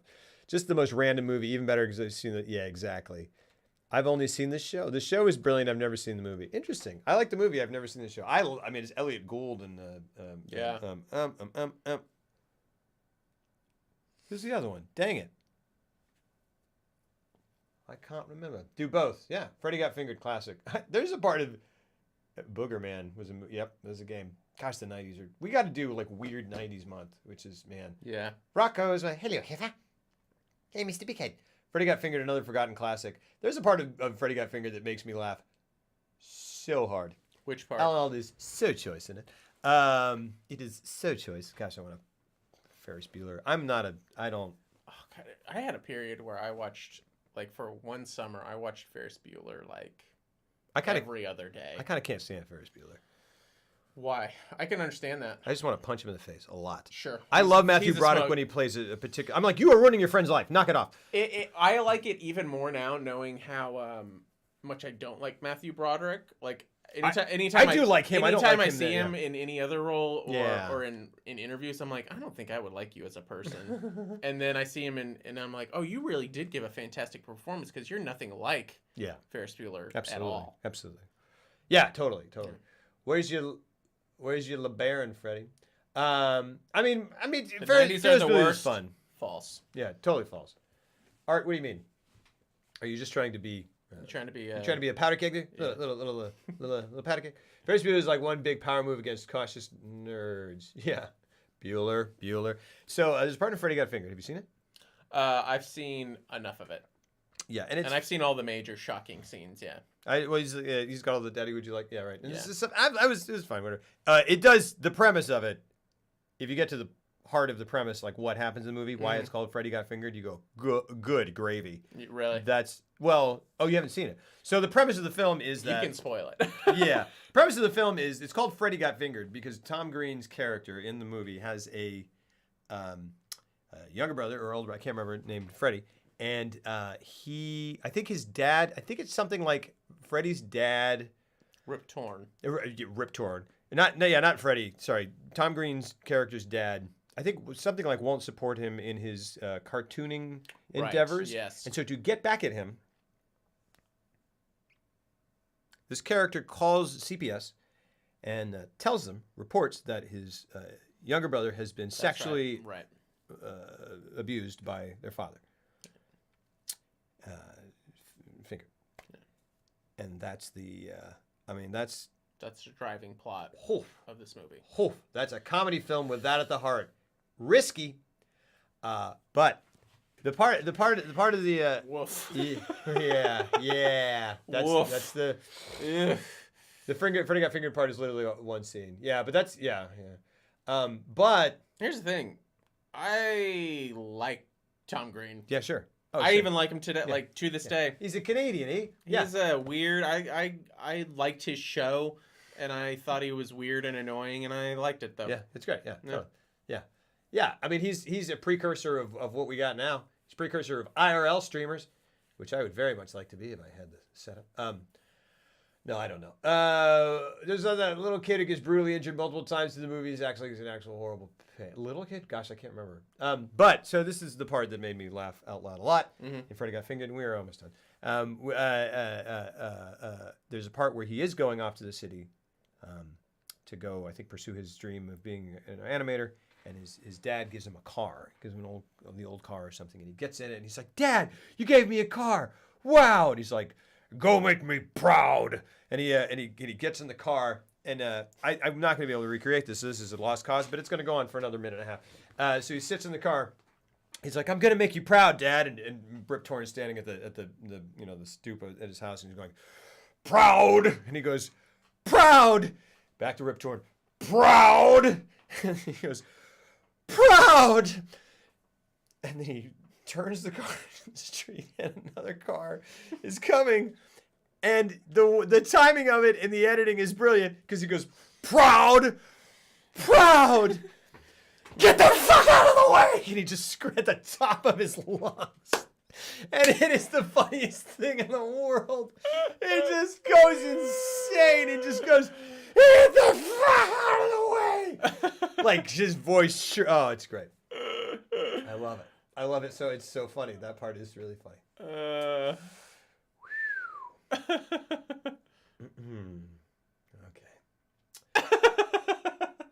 Because I know what scene you're talking about. Yeah. He's He's a guy. Hey, you know what? If you don't like Tom Green, that's cool. That's totally. I'm not gonna argue that one. But yeah. Man, you see those Jackass movies? Yeah. I have not laughed. That was like a confession. I don't know. We just it was like just a couple of guys sitting on the porch, like reminiscing. It's like, hey, did you ever see those Jackass movies? Oh, that dang old big old man, those guys are crazy. Because, oh man, here's the thing. I saw the first two in the theaters. I didn't see the third one. Yeah, I saw. Me too. And the first one, I saw it on opening night. Yeah. And I was like a teenager. Yeah. And to this day, I have never been in a theater that has had that much laughter. Like people, I actually saw a man fall out of his seat into the aisle, and then the guy next to me was an older gentleman and clearly like a lifelong smoker. He was probably like 65, like a real kind of country dude. And he was wheezing so much that I was genuinely concerned he was like gonna have a heart attack. And like myself included, I have never laughed that much in a theater. Like I haven't. I don't think so either. Yeah. I don't think I have either. Yeah. And part of it is well, no, but part of it is the setup that it's like each thing is like 2 minutes long. Yeah. And so but it's just, I mean, that doesn't take away from the fact that it is fantastic. It is. I don't know that I've ever laughed that hard in this I mean, I laughed like it was that type of thing where you leave and you're like, you have a headache. Yeah. You know, because you're just laughing the entire time. Yeah. It's so great. I feel that way right now after screaming about Batman. But like, I mean, you can make a lot of, you can, it's not highbrow and it's got some stuff, but there's a gag where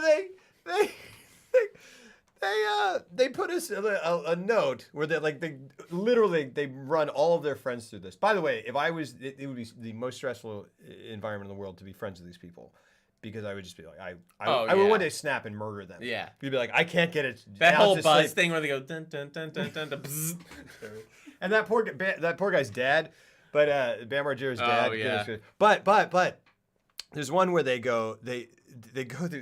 bring every single person through this, and they go, oh man, check out this note this girl left on what's his face's hotel room last night. It's hilarious. You got to check it out. And it's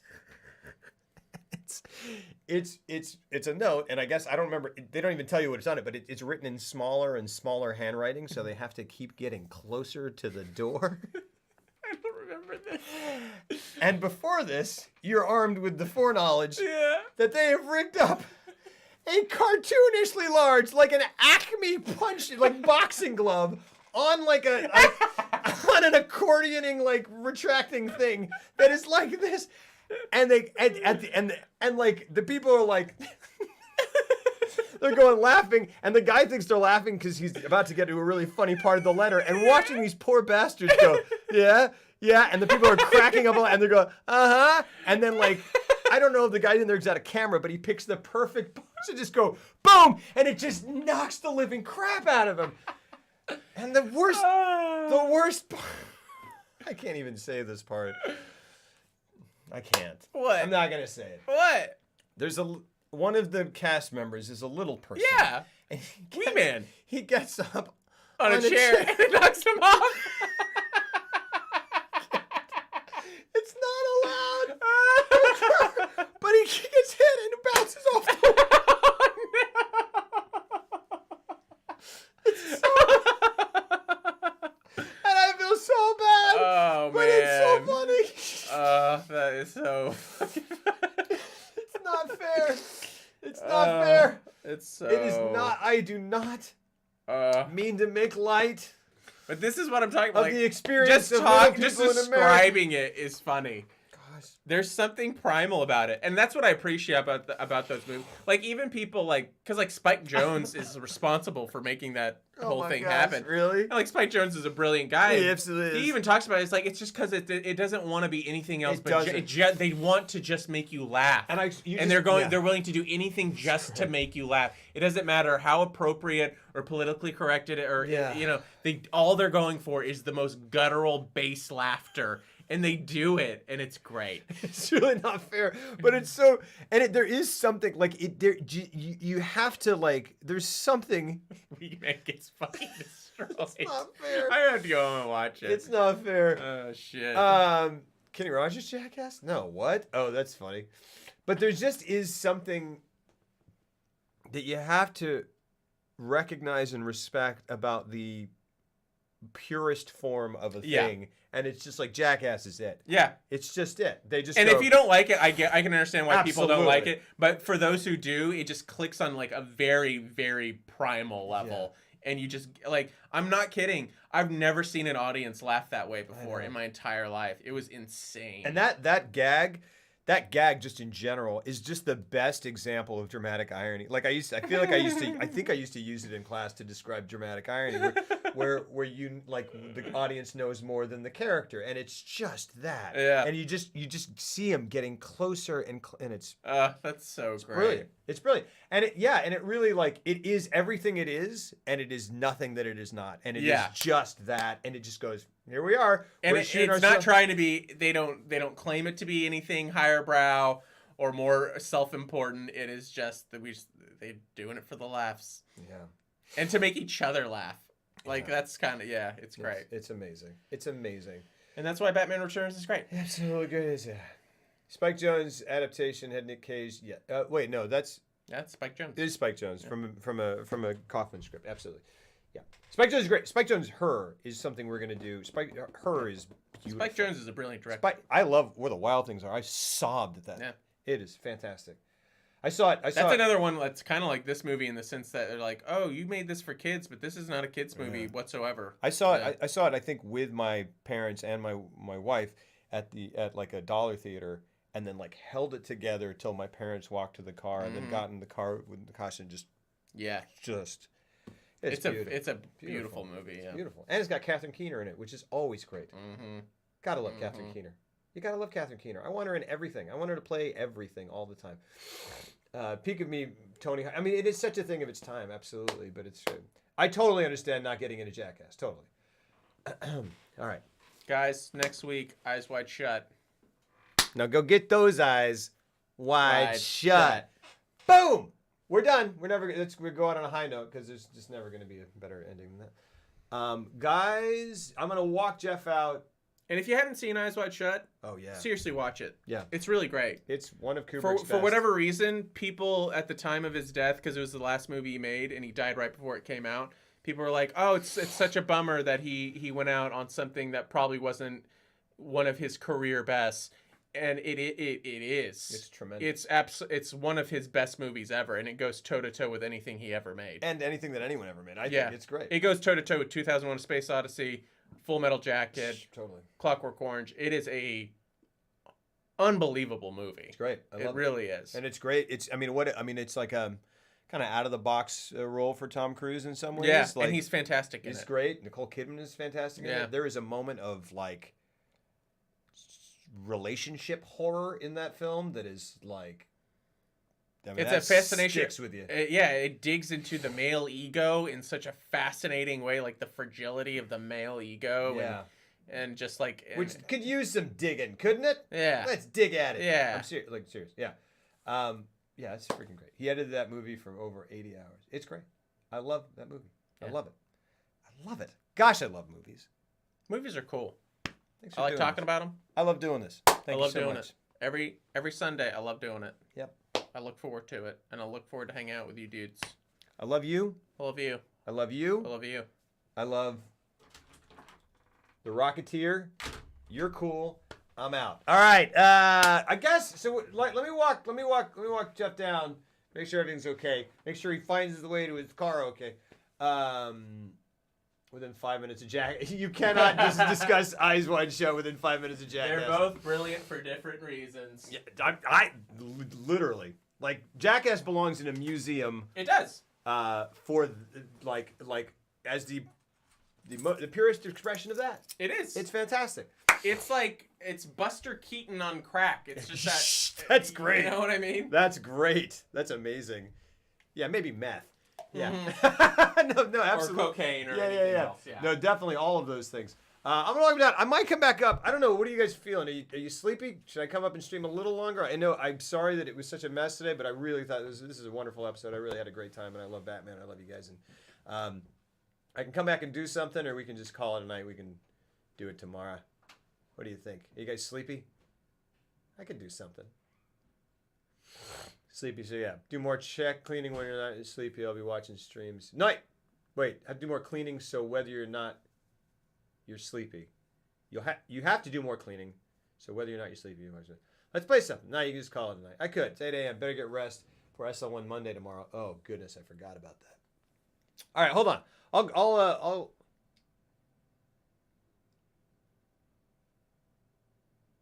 It's 1:30. if you're done, I am tired because it's been a really crazy day. I might. Here's what I'll do. Let's raid somebody.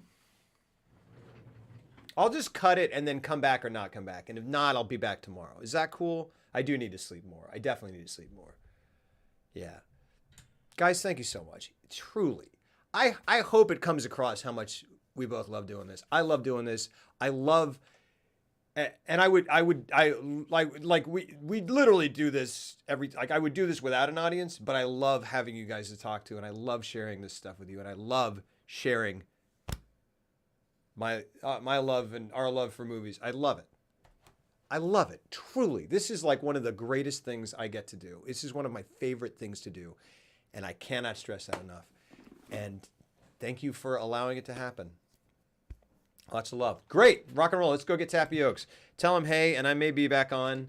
And if I do and you stick with Tapiokes, great. And if not, if I see you tomorrow, I'll see you tomorrow. I may do that. I'm pretty tired. I'll see you guys. Let's say I'll see you guys tomorrow. All right. Love you guys. Thank you so much. This is freaking, you guys are the best. You guys are the best, and thank you for allowing this to happen. We just went offline. Okay.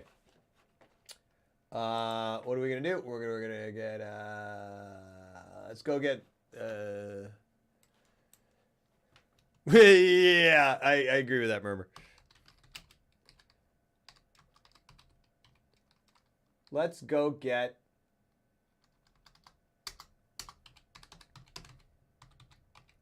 Al Kazaror. See you guys. I'm just going to go ahead and... Yeah. All right. Love you guys. Thank you. Next week, next Sunday, Eyes Wide Shut. I cannot wait. I am so excited. Go get your balls smashed or something, since that's funny. All right. Fair point. Or, I mean, I don't want to, but yeah, okay. Love you guys. Thank you so much. Tell Al hi and give him my regrets. I'll see you guys later. See you tomorrow.